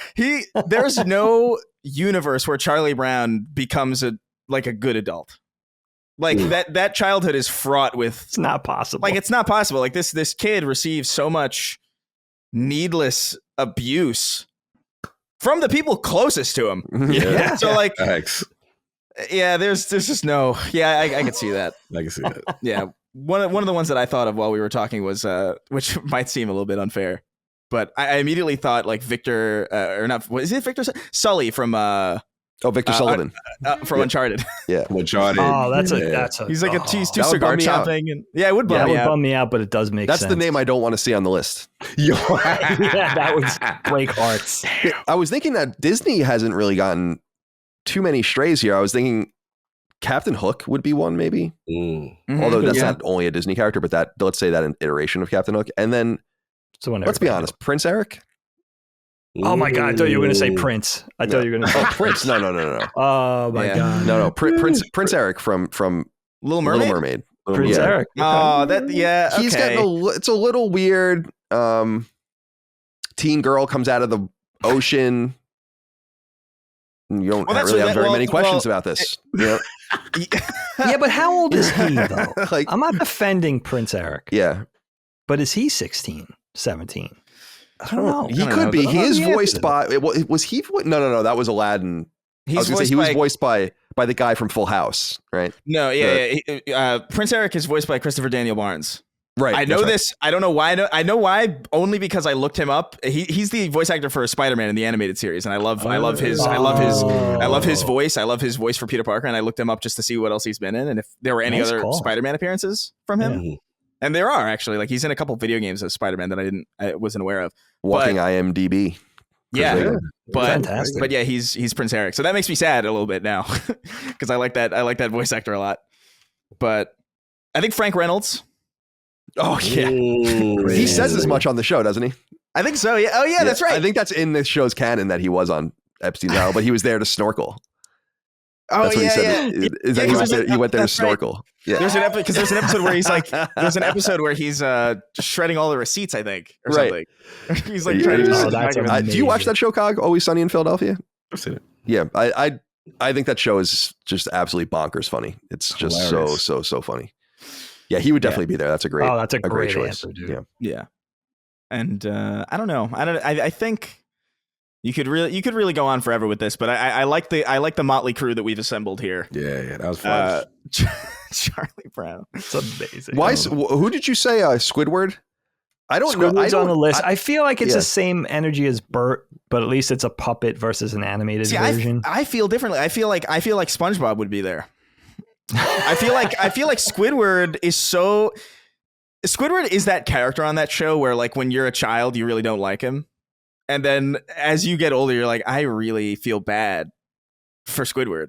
Like he's really just he's a little pompous. He does think he's like a little bit too good for the life that he has, but he's so constantly harassed always. Always. Literally always, for no reason. Sometimes there's even like, that's like a lot of the dialogue about SpongeBob is that as the seasons go on, it becomes like Squidward torture porn, where like they're just like needlessly. Literally. There's an episode where like true. there's an episode where they drop like a table on his toe and it like they rip his toenail out, and it's like, yo, what the fuck? He's just existing. Yeah, you start to relate to him as you get older. Yeah. Right. Yeah, that's funny. I like SpongeBob. That's a more chaotic take, and I could definitely see that, because SpongeBob's one of those characters where it is, especially with the interaction with Squidward, is like, is this character naive or is this character just being mean spirited? Like, is he being a nudge on purpose type of thing? There's something about him where like he's childlike and whimsical. He's like, there's a Michael Jackson thing going on with him, because he acts like a fucking child all the time. Right. He's just like giggling up. He doesn't take anything seriously. He's fucking around with all these like adults. And then like he has a job. He's a fucking fry cook. How old is SpongeBob? Is he like, I really can't tell if he's like 15 or 37. Yeah, you can't tell. And that weirds me out. That's the way he likes it. Yeah. I feel like any character like that, trying too hard to like be childlike, but you're clearly an adult. I don't know. It's weird. I like him for the weird adult. energy. I like that answer. Yeah. It's more interesting. We already have a bird. Yeah, we already have a Squidward. All right. I am satiated, but all right. I love a great list. I did not want to imagine adult Charlie Brown, but I have now. And I'm worse for it. So like the worth exploring. Little squiggle hair. You know? Yeah. He's still bald. That's important detail. Huge. Yeah. Naturally. Yeah, him and Caillou, those bald children. Yes. Feel bad for them. I don't feel bad for Caillou, actually. Caillou can die. My kids loved that show. Caillou? Really? They loved it. Oh, and it drove my wife. It never really bothered me. Like, I understood the relaxing preschool vibe to it, although Caillou was very whiny. Drove Helene bonkers. Like, she hated it. Really? It's like, why doesn't this kid stop whining? Chris, like, didn't you discover that he was like 7 feet tall or something like that? Or was Yeah. First, like in the lore of Caillou, he's like huge. Right? Is this the character we were talking about? Maybe I got it wrong. There's a few of these where like like Jimmy Neutron is like 7'6", but like so I don't know how this started, but like sometimes you could just Google fictional characters' heights, and Google will give you an answer, and it's just fun to assume that that's the canon real answer. So like, regardless of where this is from, I Googled Caillou height, and it says 5 feet 11 inches. So he's, and it's really that almost makes the show a lot better if you view it from that angle, where it's like these giants, hilarious. This 5'11" like fucking 5-year-old whining, parading through the streets, causing absolute fucking chaos and mayhem. There's other characters like that too. Like, I know Jimmy Neutron is like has a weird height. Huh? Jimmy Neutron height. Without hair popped up. I love that. Without hair. Height. So he's 4'2". But is that with his hair? Because then he's fucking freakishly short. Huge, yeah. If he's 4'2" with his hair, that means he's 2 foot fucking 2 feet of anime. Oh, yeah, that's gross. Yeah. Unless this whole thing is assuming like Caillou's in college now, like that's boring. I like the Caillou in canon as a 5-year-old is 5'11" for sure, and he lies about it. He says he's 6 foot. He adds that inch. Hilarious. So chaotic. You're satiated, Chris? I am as satiated as one could possibly be from something like that. I feel like I've introduced an element of chaos into this that I don't know how people are going to feel about it. This is basically how Shark Tank is the entire time. That's fun. But yeah, hopefully this little taste of absolute chaos was fun.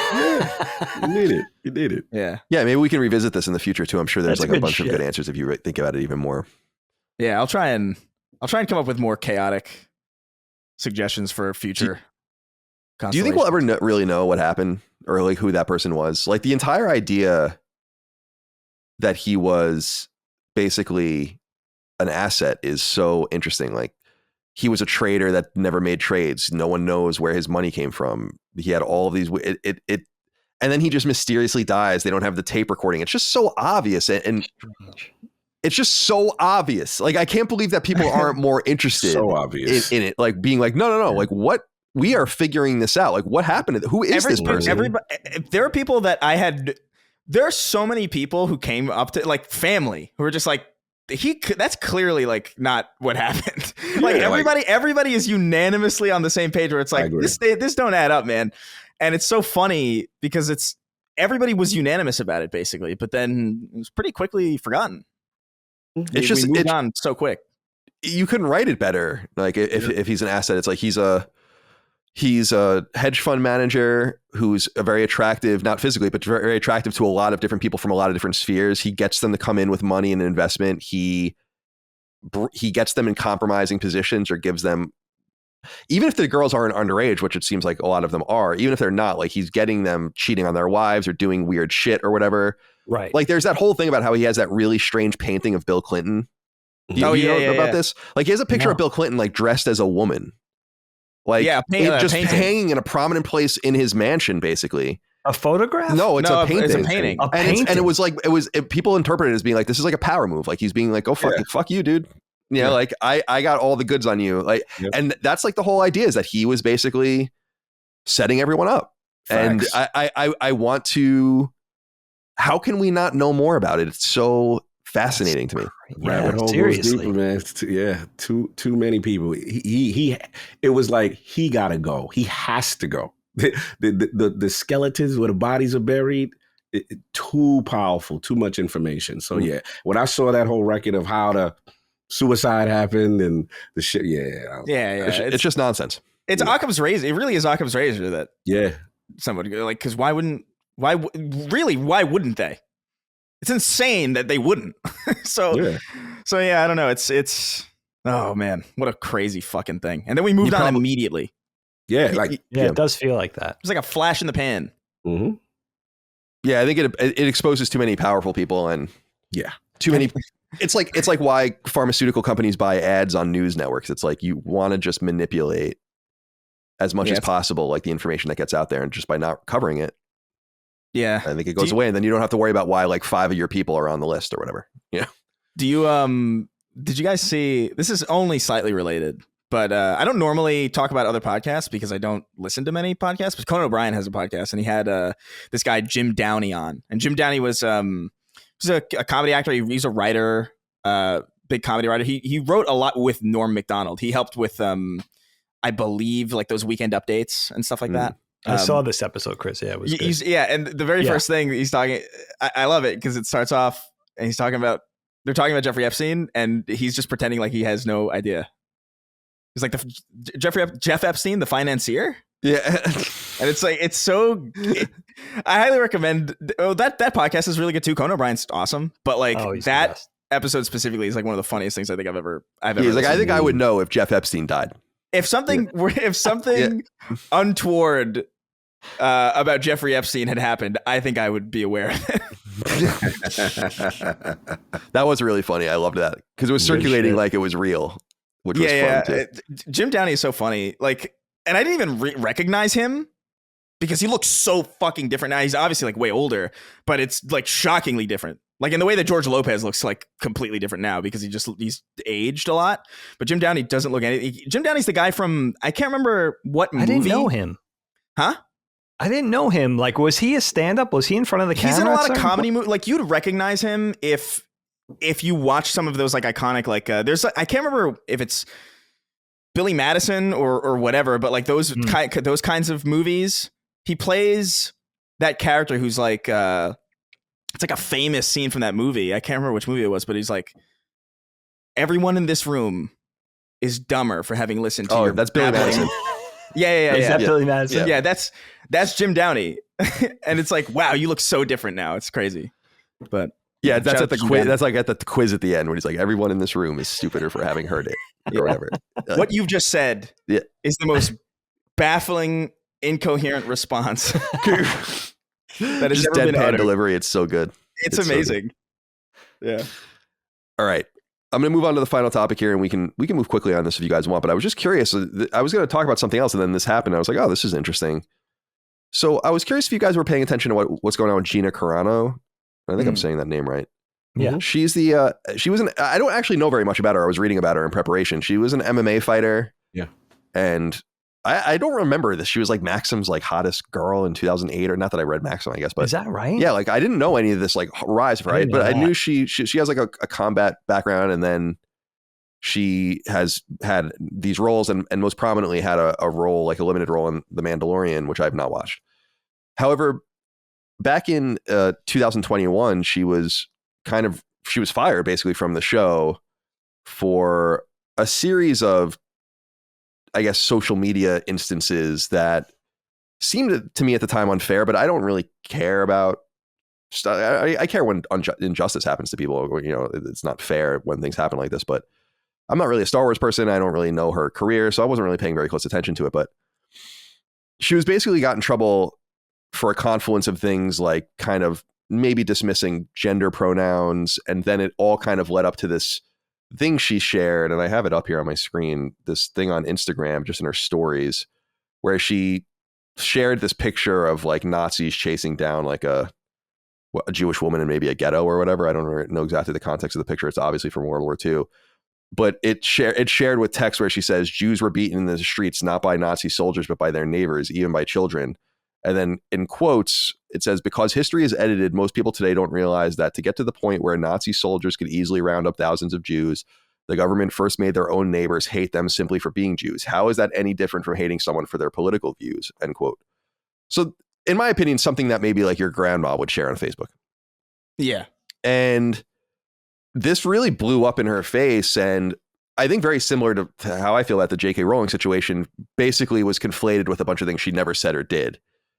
And ultimately, I think kind of cratered her career. She did that movie with Daily Wire, which I'm not a big fan of Daily Wire. I don't subscribe or anything like that, but I think it's cool that they're trying to do something. Like they're trying to make content for people and make an alternative, which I respect. I respect when people do that as opposed to just selling out or just complaining and not offering any sort of solution. So she's kind of been involved in that. But basically, this all gets to what I wanted to talk about to you guys today, which is that she tweeted out that she is filing lawsuit against Disney and their Lucasfilm imprint for being removed from The Mandalorian, basically, and released this text saying that basically Elon Musk is funding her lawsuit against Disney, which is not a surprise. Elon Musk hates Disney. And so there's no surprise there. And rich people funding lawsuits happens all the time. A rich person funded Gina Carano's lawsuit against Donald Trump. So it's not particularly uncommon, but I was curious what you thought of this situation. And as far as I understand, she hasn't given any interviews at the time that we're talking about this yet, but as I understand it, she's not suing for anything other than to be reinstated in the show, which I thought was pretty interesting, because I do think that they categorically kind of helped ruin her career. And she says specifically that they released this statement under Bob Chapek, or I think that's how you say his name, right? Or who is the kind of the interim CEO between Bob Iger stints. Yeah, right. And they say that they released this statement that she takes umbrage with. It says, quote, Gina Carano is not currently employed by Lucasfilm and there are no plans for her to be in the future.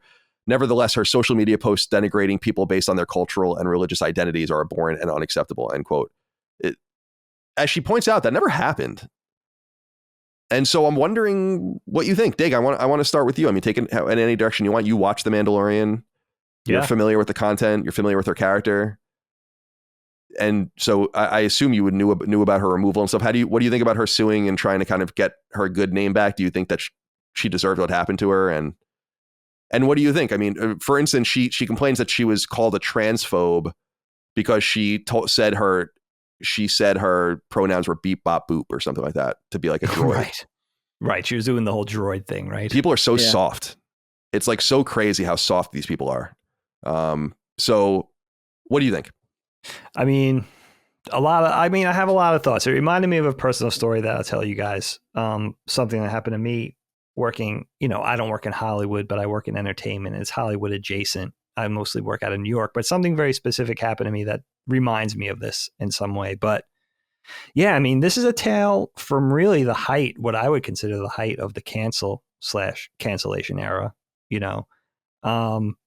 I think, why is everybody picking on Disney? First it was Ron DeSantis. Now it's Elon Musk and X.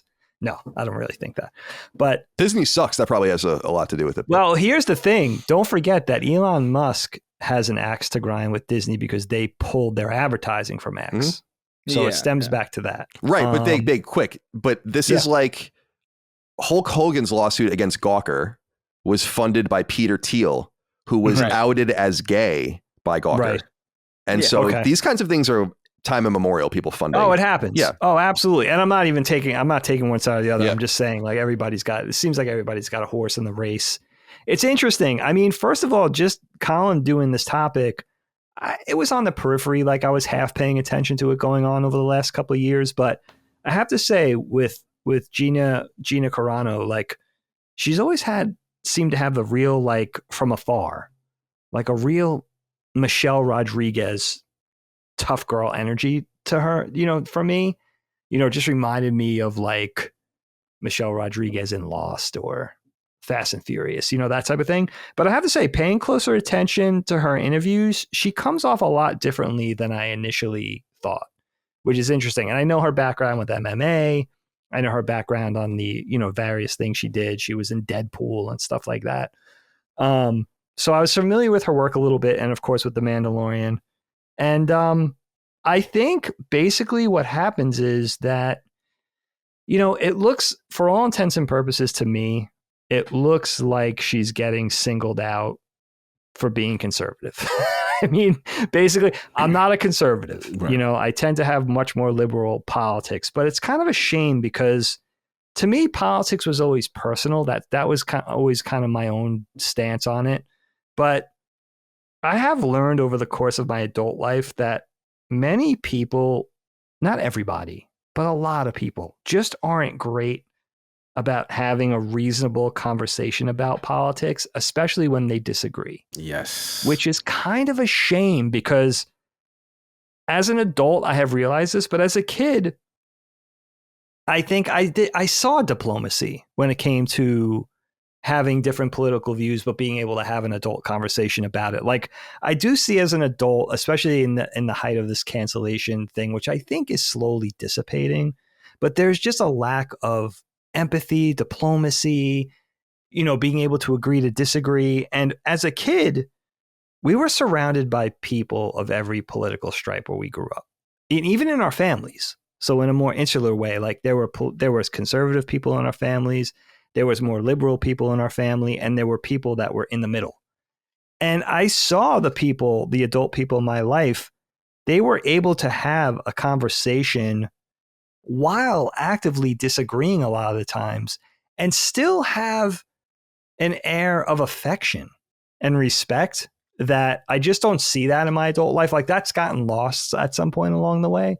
And I think from my perspective, and maybe I'm missing something, but that's really what I think.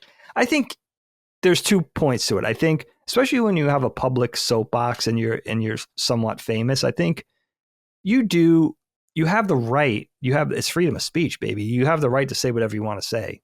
We live in the United States, but I do think it's probably your responsibility to curate a little bit and just make sure you're not, if possible, like say what you have to say, put your message out there, wear your heart on your sleeve. You have the right to do all that. But I don't think you have to mince words, but I do think there's a little bit of added responsibility when you're in the public purview and you have a lot of eyeballs on you. Like if you don't want to get taken out of context, if you don't want what you say to get taken the wrong way, then say it the right way. Or just don't say anything, which is what I've just known to just kind of embrace more and more. It's not that hard to do. Like, I don't have her level of fame, even close. I'll never have that level of fame. But you know what I mean? Like, just if that's what you want to do and you want to participate publicly in social media, just do that thing. It does remind me, though, guys, this happened to me. Gosh, man. Probably around 2018, So a little bit before all this, I was working at a studio. I had been there for many years in New York, and I was among the senior creative people there. And it was a place with hundreds of people working under the roof. My team was a lot smaller, but all told, there was hundreds of people at this place. Very, very liberal. Like very, very left-leaning politically. Like almost everywhere I've ever worked. I mean, I work in entertainment. You know what I mean? That's just the way of that world. And at this time, my commuting was tapering off. I think I was going into the office. Like I was actually commuting from here to New York like once or twice a week. So I was working full time, but I wasn't in the office a lot. And I worked with this person who honestly, I didn't even know anything about their personal politics.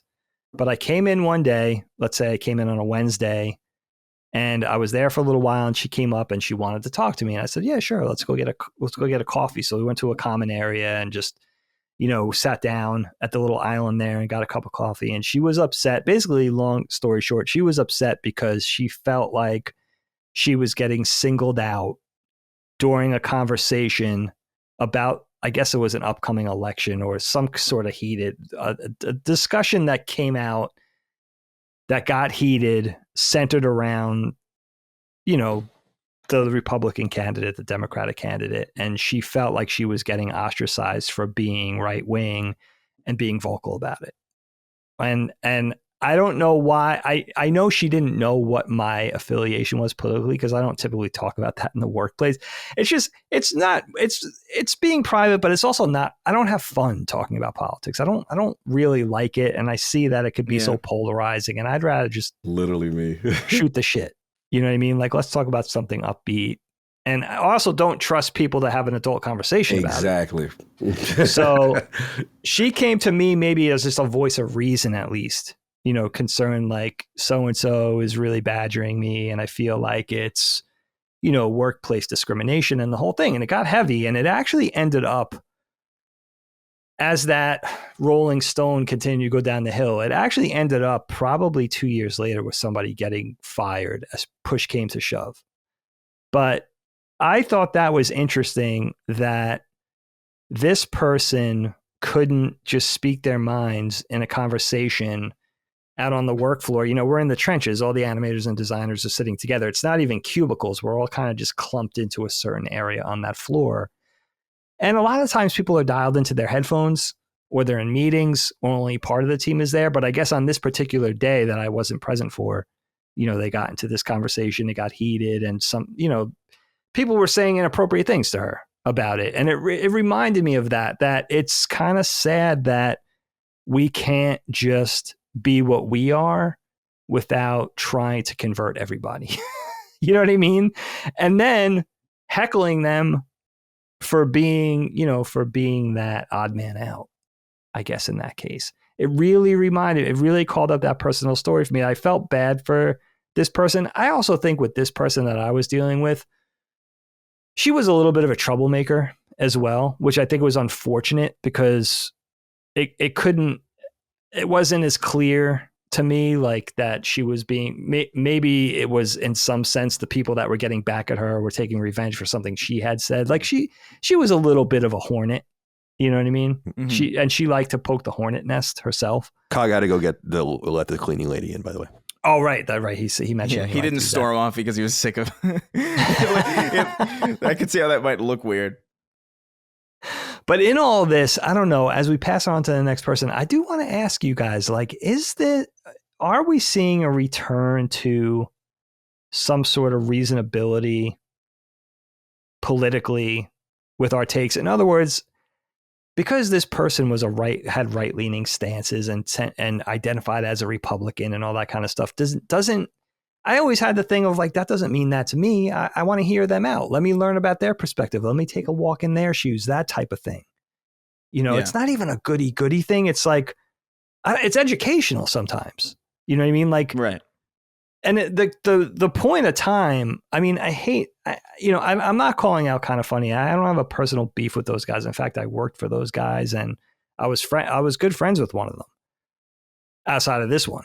But, Colin left at a time where there were outlets like that saying we don't want you in the community if you're not a liberal. Like, that's fucked up.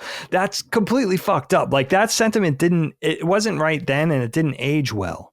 Yeah. So are we, I'm always hopeful that we are returning to a world where we could agree to disagree respectfully. You know what I mean? Well, I think that's why Last Stand does well is because we just don't have a political litmus test. Like, I truly don't care what you think. And I don't mean that as a mean thing. It's like, I don't care what you think. Just like, listen to the content and think about it what you want. I have no interest in controlling people. And that's become a prominent part of left-wing ideology in the United States in the last 10 years, I would say, is deep control. Sure. And I don't know how anyone could possibly deny that. I'm not interested in controlling you because it's like when you're in a relationship with a woman and you feel like you have to, like, I learned this as a college kid. It's like, you want to control the situation as much as possible for the best outcome for you, but you shouldn't need to control it. If you have to control it, then it's not right. There's not an equilibrium. And that's true in politics too. So you don't want to coerce people by the barrel of the gun, even figuratively, into believing certain things. I think what's so interesting about society today in America is how deeply corrupted it is by a portion of left-wing ideology that has run rampant as if it's always been true and always happened, and you're expected to just ignore everything that happened before 2012 or 2013 or whatever all this kind of craziness really started to happen. And it's been done in really, I think, fucked up ways. The government has expressed control and circumnavigated people's freedom of speech by heavily investing in private institutions and messing with private institutions that in turn censor people and highlight certain people and certain ideologies. And it's like the idea of the government having a disinformation board or whatever. The government lies about everything. So I just feel like it's strange to me that people have embraced this series of ideologies that ignores what I think is fundamentally true about people, which is that I do believe people are fundamentally good and that people fundamentally want a lot of the same things. And it's a matter of how you really get there. And you could get there, as we have for centuries now in the United States, with some sort of collaboration with the other side, like some sort of halfway measure that at least gets something done. And that bums me out that people don't see that for what it is. It's so crazy how deeply conservative the undercurrent is in the United States, when with all of that true, there's still the likelihood that Joe Biden's going to lose, But I just saw an example of that yesterday from when we were recording. Did you guys see Joe Biden's like surprise press conference yesterday where he like melted that dude? I didn't see it. No. He is so fucked that it's embarrassing that we have people pretending that it's not the case. Like when you see polls and it's like 36% of people approve of Biden, it's like, who? Well, it's not approval. Yeah, it's not approval of Biden. It's disapproval of the alternative is what it is. Right, exactly. Which is like a different question. Which is the worst. It's embarrassing that we have an apparatus that goes after Gina Carano for things she didn't say and ignores the most powerful man in the world for his senility. Right. Anyway. There's a lot more to say. Chris, what do you think about this situation? Take it any way you want. Oh, man. Yeah, I don't know. I feel like I can run a number of different ways with this. I'm of two minds of it. I feel like we should be in a position where we can kind of say whatever we want and just understand that we're people who are just figuring things out on the day to day. But at the same time, like, there's part of me that feels like if you're working for Disney, you should just kind of fucking accept the fact that you've got a lot of money and you're kind of blessed right now. And maybe when you're done, you can fly off the handle and say whatever you want. I just think there's like a self-preservation thing that really should kick in things like that. And I'm not saying that like, so you shouldn't say what you want to say just because it might have like repercussions for jobs. Like, I'm not saying you should. I'm just saying that's how it tends to be, especially when you're in entertainment and you have to like your existence is basically PR for an apparatus. It's kind of like. Yeah. You just kind of have to accept that, like, you're probably not going to, if you're, I don't know, on Drake and Josh or whatever, you're probably not going to want to post images of fucking Auschwitz on Twitter, Like, I don't think it's right or wrong necessarily. I just think it's like, look, this is where it is. It shouldn't be this way, probably. Like, it would be a lot nicer if we could just express ourselves and, like, actively communicate. But realistically, we don't. if we're not related to people and they're not our best friends, do we really even care to communicate with people on that level if we're just working in the first place? You know, like there's all people are going to know about you is what you say. So I don't know. You said something earlier that I kind of wanted to tug at more than this whole situation, which is like the idea of like, oh, are we approaching a sense of normalcy, or like approaching a point in time where people are a little bit more understanding? And I actually do think that's happening. I think the opposite is happening as well. I do think there are people who, if you're down the rabbit hole and you're too far gone, you're even way farther gone than you ever were. There's that guy who that QAnon guy who cut his dad's head off. Did you fucking see that? Yeah. So like those people, yeah. So it's not just the liberals over there, but the people who are crazy are the craziest that they have ever been, for sure. Like there are people who are basically in a political cult that they just don't want to admit now. They're cutting their families' heads off. It's weird shit. But I do think overall the majority of people now are in a space where, like, dude, Shane Gillis is a great example. Shane Gillis is hosting Saturday Night Live. And Shane Gillis was famously fired on his first day, or like the day before the first day, because of some old podcast stuff that he recorded. Yeah.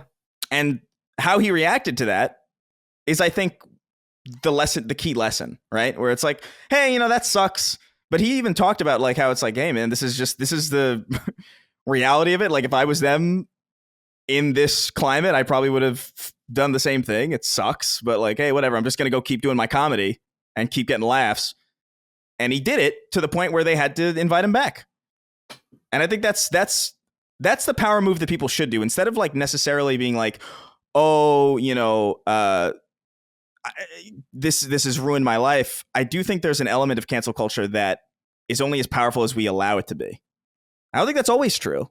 I do think there are some cases, but I do think the cases that are legitimate cancel culture are very few and far between these days. It's usually people kind of, what do you mean I can't say the most racist shit in the world and people won't take notice of it? It's like, well, people are going to take notice of crazy shit that you say. Right. If it's crazy. But to be fair, Chris, isn't it? I mean, because I think you're totally right, but I think the argument against that would be a lot of people are taking things that are simply not out of bounds at all and making it a mountain out of a molehill and ruining people's reputations. Like you show the slightest bit of skepticism that a man can become a woman or a woman can become a man, just a little bit, just show one iota of skepticism and you are a transphobe. Right? Say you don't want to believe in these neo pronouns like "zer" and stuff, which I'm never using, by the way. You're a transphobe, right? This kind of stuff is degrading and complete. It's amazing how soft these people are, and I just mean people that propagate this stuff. They are so fucking soft, and they must be 2 years old to think that the world has always been like this. It's crazy. But I think that an element of that, I do think an element of that is similar to the things that we talked about on the Defining Duke episode about fanboys. Right. And like how like demented those people are, and how like realistically speaking, that's not the majority of people who play games. It's just not. Like most people just enjoy their games, and most people see that kind of shit. They don't care. Like most people on I'm saying this from like what a lot of people would consider like somewhat of an epicenter. I'm in LA, like I go to parties and I meet people and they're all joking about the same shit that everybody else is joking about. I don't know a single person sincerely who thinks Zem isn't fucking stupid and who won't outright say that in a public setting. Why won't anyone say it where it matters? Where does it matter? In the public discourse, like if that kind of stuff is in like the documentation, the DEI documentation of a major corporation, like that means like a lot of people have signed off on it. At some point, like someone's got to stand up and say like, this is insane. But when they do, then they're like, I don't think what you're saying doesn't happen. I just think the degree and the frequency with which it does happen, I think is a little bit overstated. Like if Louis C.K. can still sell out shows and, fucking Shane Gillis is back on SNL and like all these things happen, like it kind of indicates that there's an inherent frivolity to it. That's not necessarily as powerful as people think it is.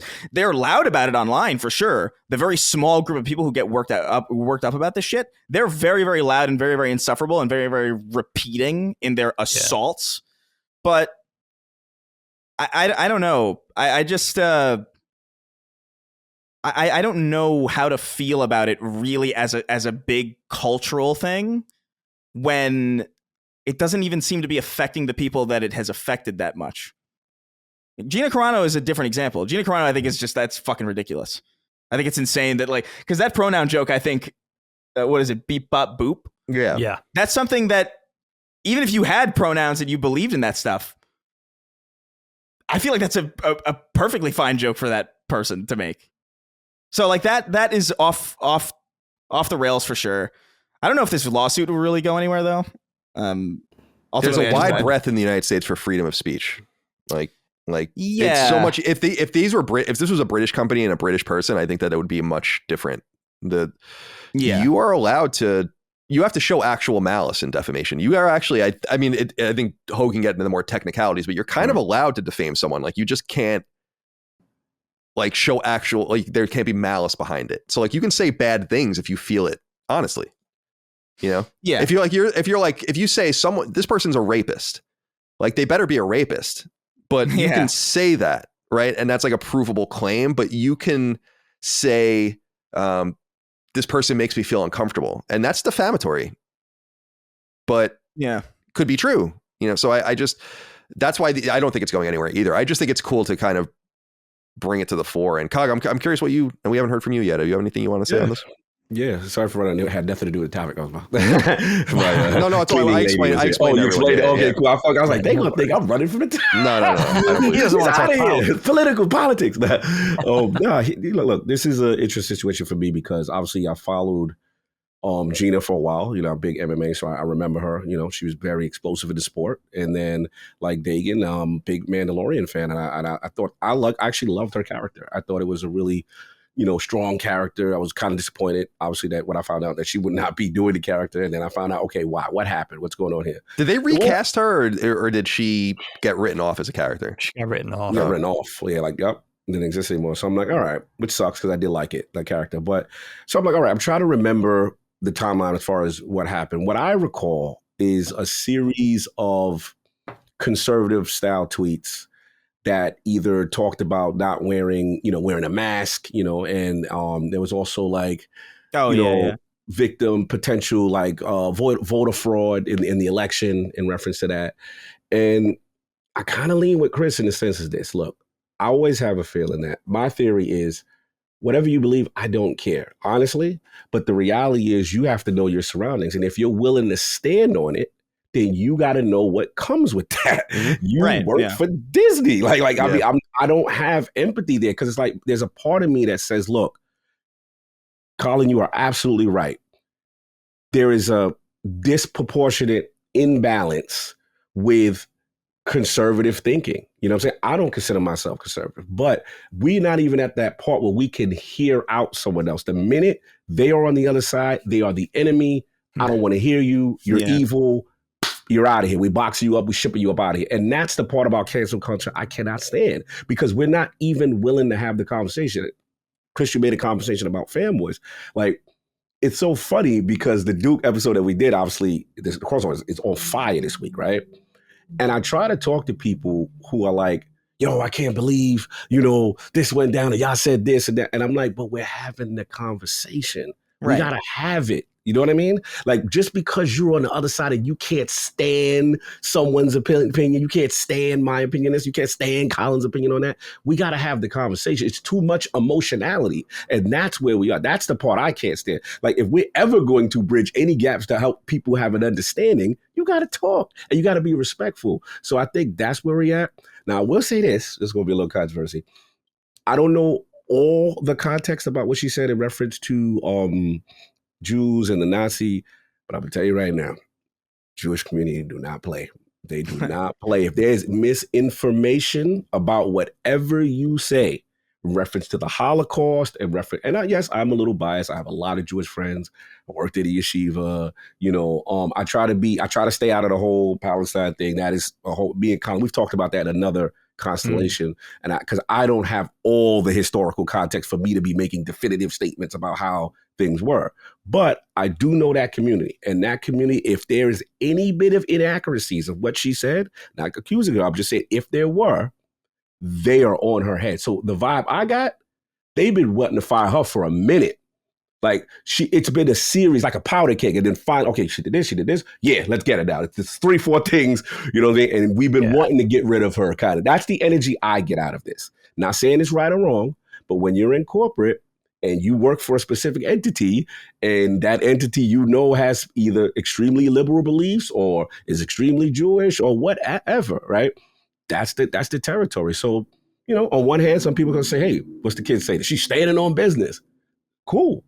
You got to deal with what come with that, and you got to be comfortable with coming. You got to be willing to say, you know what, cool. And there's a part of me that respects that too. There's a part of me that says, you know what, I firmly believe this to my core. I don't care what you do to me. Cool. There's consequences coming that, and hopefully you win your lawsuit or whatever. So that's where I'm at with it. It's a very interesting situation. And last thing I'll say is, cancel culture sometimes is unfortunate. It is.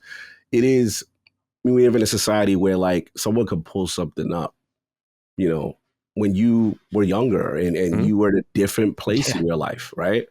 And is that fair, right? There's the whole subject matter of that. You could have been a changed person, but because you said this in 85, it's totally ridiculous. It's ridiculous. Yeah, that's tough. It's not only that, Cog. It's not only about bringing it up. It's about like the intent and like what that says about your character and like why one thing would ruin everything for you. It's incredibly stupid. It doesn't allow growth. That's the other thing I don't like. People can change. I've changed. I've done stuff that I'm not proud of when I was younger. If people had the tape on me, oh boy, you know what I'm saying? Like, so that's the thing where I'm just like, man, to your point, Colin, I just don't like the idea of actively trying to destroy someone with a vendetta, with a vindictive mentality to go through and sift through everything you did in your life to now say, yeah, we got him and let's ruin his life now or her life now. So sucks, but that's where I'm at with it right now. Yeah. Everyone has really interesting thoughts. I mean, I think we're going to do a political episode fully soon. I think Jaffe's on it, maybe Gene or something. So we'll have these deeper conversations, but yeah, I'm concerned, and I'll just leave it here for me personally, because I don't think this is the place or time to discuss this. I feel like a lot of what's happening in the social vein in the United States is predicated on things that aren't true. And you are almost forced to accept these new series of mores about people, or you are a bad person. And it feels like you're living in a crazy world sometimes. An example would be this idea that you can be a man and then become a woman, and you are indistinguishably a woman now, as opposed to having a qualifier of being a trans woman, which is how I understand it. And this matters because then it's like, well, so now you have a trans woman lesbian who's just a man with a penis who is infiltrating a lesbian community, right? You see these different things happening all over the place where it's really like, okay, what is true? How do we categorize ourselves? And why is it offensive to observe the obvious? And I'm troubled by these sorts of things because it's not hateful to say like, let's just have proper categories. So there are men and women and trans men and trans women, and they're not all the same, as opposed to just pretending you're something you're not. And then everyone has to see it that way. And it's almost like a game of make-believe to me.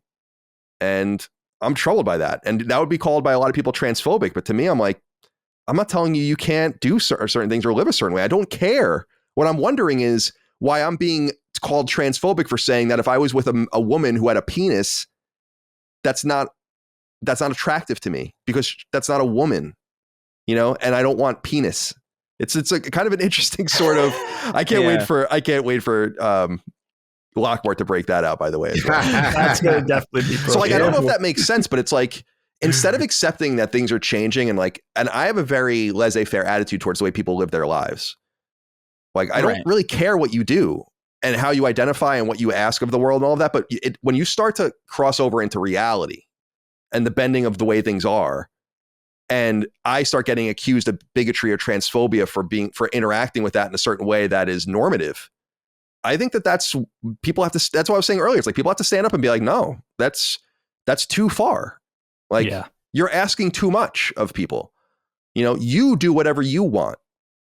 Can I just say, I think the SNL Shane Gillis thing is really interesting because it's a sort of roundabout public apology, or at least an extension of, an extension of goodwill across the aisle. Right. And I don't know. I don't know if I'm reading too far into it, but I think you could see it as a little bit of maybe a beginning of a reversal of the cancel culture thing, where maybe somebody does say something that's taken out of context, or maybe somebody just says something offensive. They made a mistake. They made a public mistake. And then a corporation or a big corporate entity makes a mistake and overreacts or says, we went too far with this. So just like the person could change and evolve and make a mistake and learn from, making an error, right? A corporation could also say, like Disney in this case, could say, maybe we went too far with that. Yeah. Can you imagine? That would be a great look for a company to say, all right, let's return to some sort of reason. Again. Yeah. Let's work this out. I think that will just continue to happen. I feel like it's been happening for a while. It happened with James Gunn, when they fired him for tweets from like 2012 or something. Somebody went back and found like these obvious jokes and fired him, and then they got him back immediately because they're like, wait, but these are jokes. Like I get that, like it makes sense. It makes sense. Like there's a degree where I feel like you don't want to be blind, right? You don't want to be like, oh, well, this is a questionable thing, but like, maybe it's not indicative of anything. You know what I mean? Because there are certain people who are just like repeating crazy people. Right. You know what I mean? Like, it also, oh man, there's so many different responsibilities about this too, because I also feel the same way about the Roseanne show, right? Where like, I feel like, I don't feel like Roseanne Barr is very politically smart, but like if your goal was to bring the show Roseanne back, Roseanne has made no effort to hide what she thinks, how she feels, who she is. So if you're even in the mindset of like, okay, I want to bring that show back, you're kind of doing so with the understanding of who this person is. So why would you then fire her from the show for that's the thing that really bothers me. It's not necessarily when people get fired for doing something that is obviously kind of like dumb and or if they get if they face like consequences for something that they do in the moment, It bothers me when it's like old shit brought up or when it's stuff that is obviously going to happen. Like that really bothers me. They had no business firing Roseanne from that show. Because they fucking hired her. Right. There was no bones about it. There's so many offensive jokes that she had before this. And you know what I think too? I feel like it makes people worse because then these people, they go on the same kind of, I don't know, it locks them into this permanent state where that's all they can talk about now. And I think Shane Gillis is a great example of somebody who just rose. He was like, hey, yeah, that happened to me. That sucks. I'm going to keep doing what I do and do really well. But then it feels like it's a feel-good story because it worked out. Well, I don't think most people approach it the way Shane Gillis did. I think most people dig their heels in, or they actually they act in a way that somewhat justifies why they were fired in the first place. There's some people who go off on like every stand-up special now. It's getting really annoying. And I say that as a fan of stand-up. Like I love stand-up comedians. I love Dave Chappelle. I love, all these people. But it's getting really annoying to see people on stage for 5 straight years talking about how you can't say what I'm about to say. Right. You are, and you have. What I feel insane sometimes watching these. Where like I'm just like, am I just peering into an alternate reality where you're not doing what you're saying you can't do? Yeah, people are gonna get angry on Twitter. It's always been that way. We just didn't always have Twitter. I don't know. It just, I feel so many different ways about this. I feel like everybody would be mad at like what I have to say about it because I feel like everybody is really annoying about it. But I do ultimately, I feel like things are getting better. I think the crazier people are getting crazier, no doubt. But I do think the middle ground is starting to approach this area of I don't know, reasonability. Right. That it's nice to see. But I don't know, man. No, I get you. I mean, look, to go back on the, the whole comment that Colin was talking about in reference to the, transphobic or perceived being transphobic kind of thing. I think what it is a lot of sensitivity with the classification. And I think I personally came in contact with, obviously I have gay friends. And for the first time, I actually had someone who transitioned. And, we were going through that conversation. And, I'm not going to bring this person in. This person is close to our organization. I'll just say that.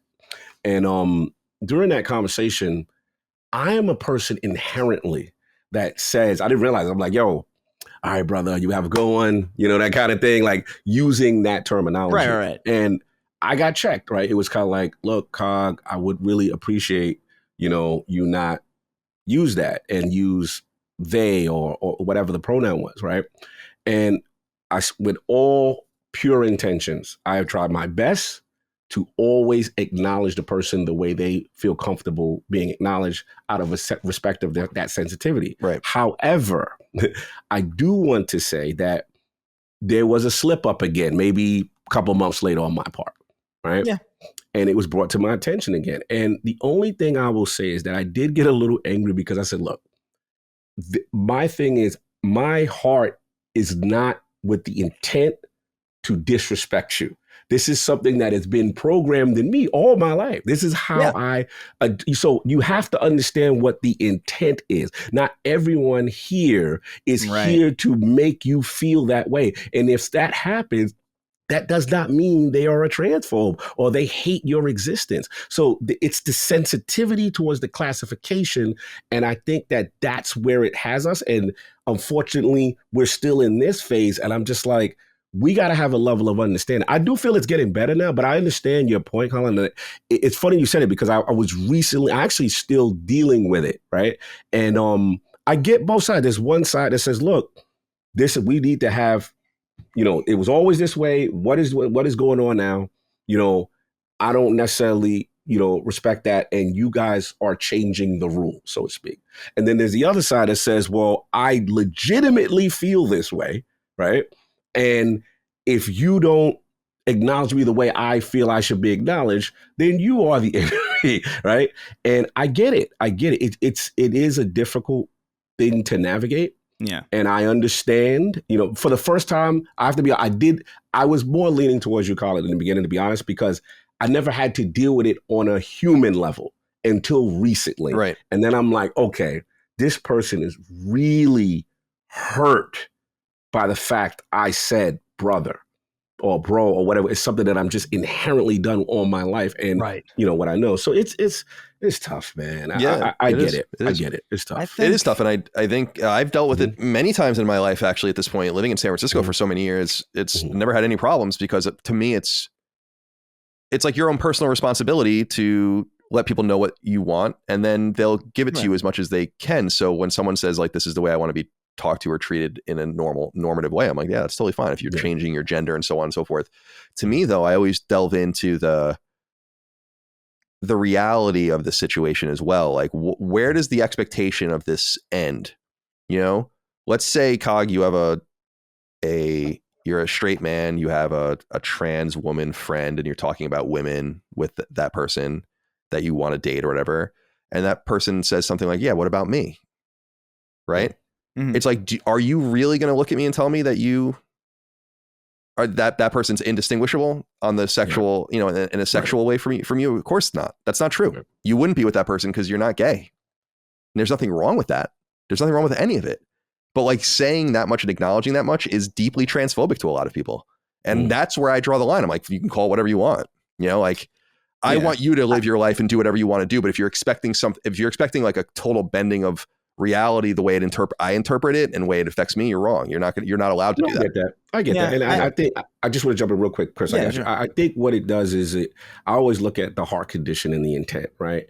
if I know my intention is not to hurt you, That's and right. then there's nothing really you're going to tell me to say I am that. Precisely. And that's where me and you align. Yeah, right? I think you're absolutely right there. Yep. Yeah, that's where I had to let go for a while because it hurts to be called those things. And I was like, dude, I don't care what you do. I don't think you get it. Like, I don't care what you do, but I care what you ask of me.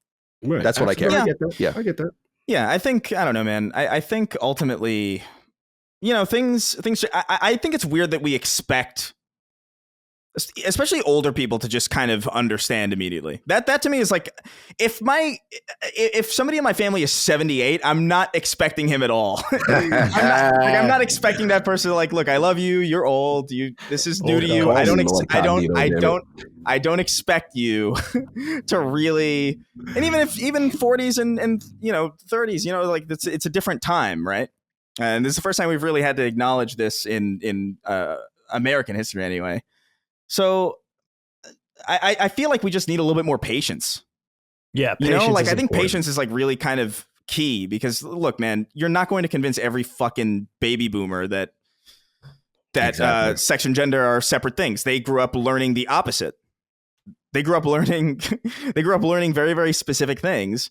And we're opening up into a weird kind of space that I think is actually very interesting. The whole trans thing, I didn't even really consider it until somebody, or I felt a lot similarly to you, Colin. And then somebody asked me about Blair White and Buck Angel. Do you know who these people are? Yeah, Blair White, I actually know personally, but yeah. Yeah, Buck Angel I've never met, but I know, yeah. So if you Google these people, Blair White presents as a gorgeous woman, right? Mm-hmm. And Buck Angel presents as like the scariest motherfucker, like this beefy fucking muscular fucking guy. And then I think the question was like, what is it like, what are you more attracted to? And it's like, well, obviously Blair White. And then that kind of got me thinking, it's like, huh. That there is something to the idea. Like, obviously, the second the penis is involved, it's like, well, that's a problem. But I do think on some level there is, like I feel like if a straight man sleeps with Buck Angel, that's somehow gayer. Do you know? Then I don't know. There is something there that is like nebulous and kind of ethereal and just kind of like the feel of it. Well, it's a third. It's almost, that's what I'm saying, is it's almost like a third and fourth lane. Right. Of men. Yeah. And this is why I think that this is like a whole nother conversation, really. But it's just like, I really think we made a big mistake by not opening up what being a man or a woman is to the maximal effect, as opposed to having to change that, or feel like you needed to change that. It's like, that's just a huge societal mistake. I agree too. I think at some point that's going to happen anyway. I feel like it's going to kind of fold in on itself, and that will be what happens, where it's really just kind of not important. And people are just whoever they are, and you're attracted to whoever you're attracted to. But one thing I wanted to say before we got off this topic is the thing I specifically don't like about cancel culture, even though I've talked a lot about it. I think the thing that I really dislike about it coming from the left is that it's incompatible with the idea of what a left perspective is. If your perspective is rehabilitative, if your belief in like, oh, well, the prison isn't there to punish you, the prison is there to rehabilitate you, then how can you then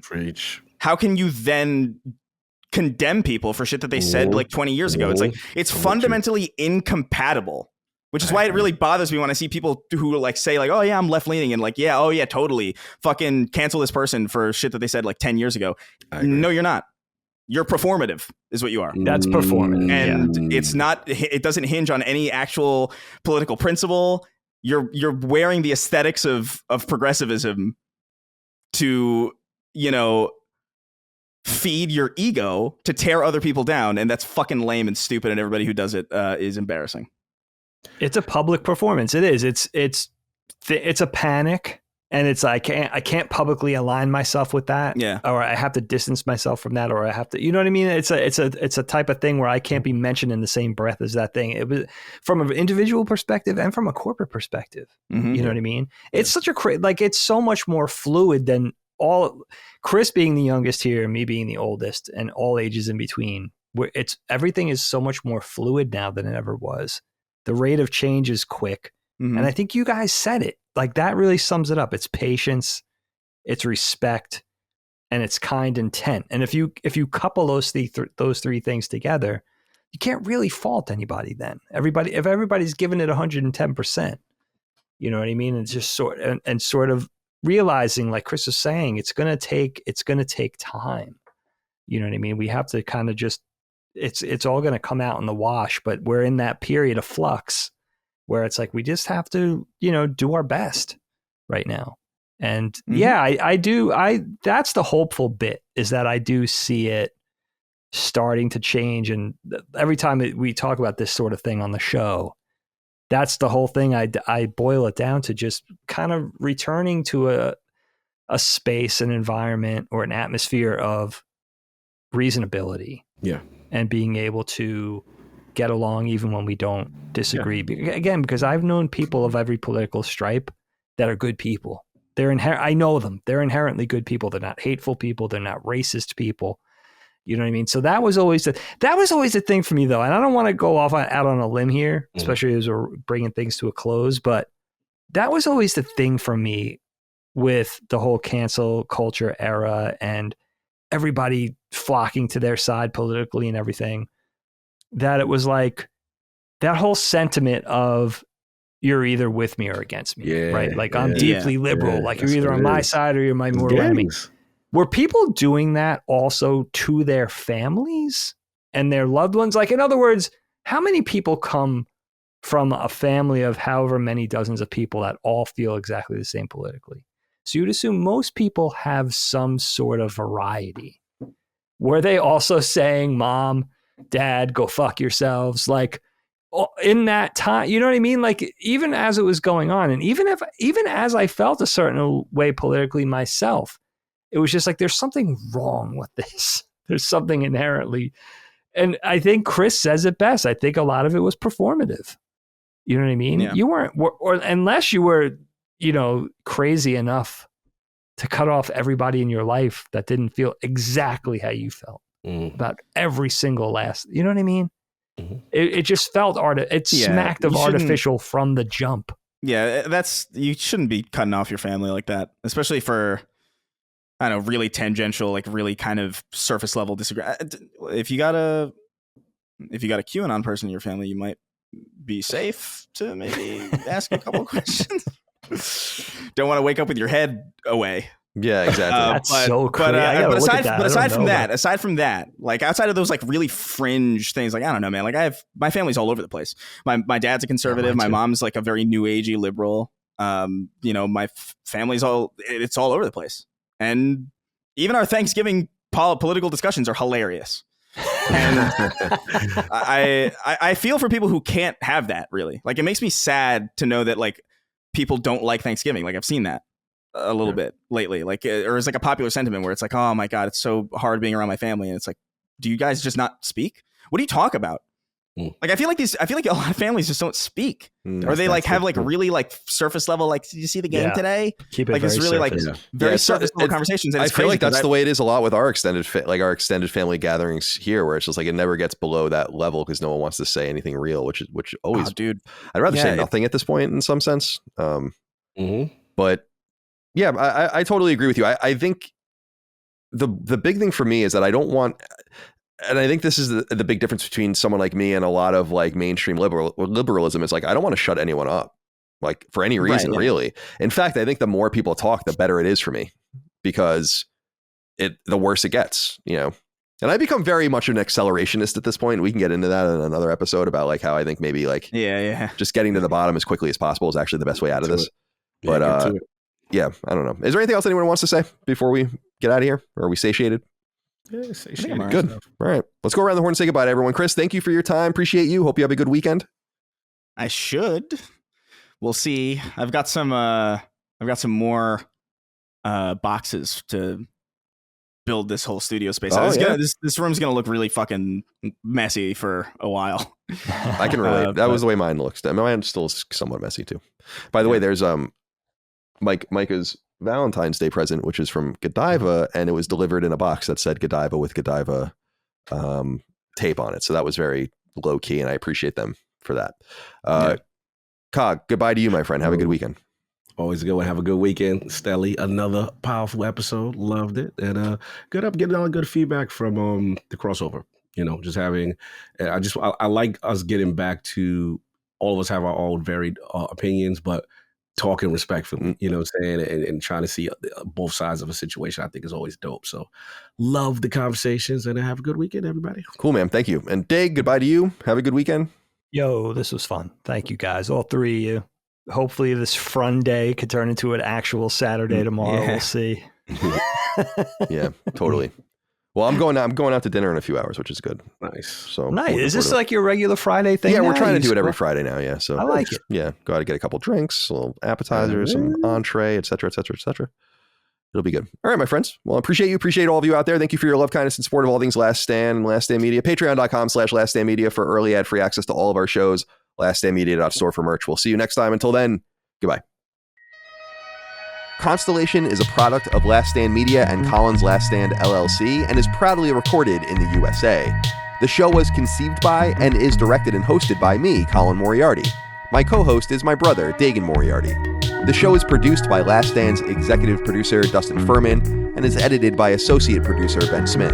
All Last Stand theme music is by Ramon Narvaez, and all of our graphics and logos are by Dagan Moriarty.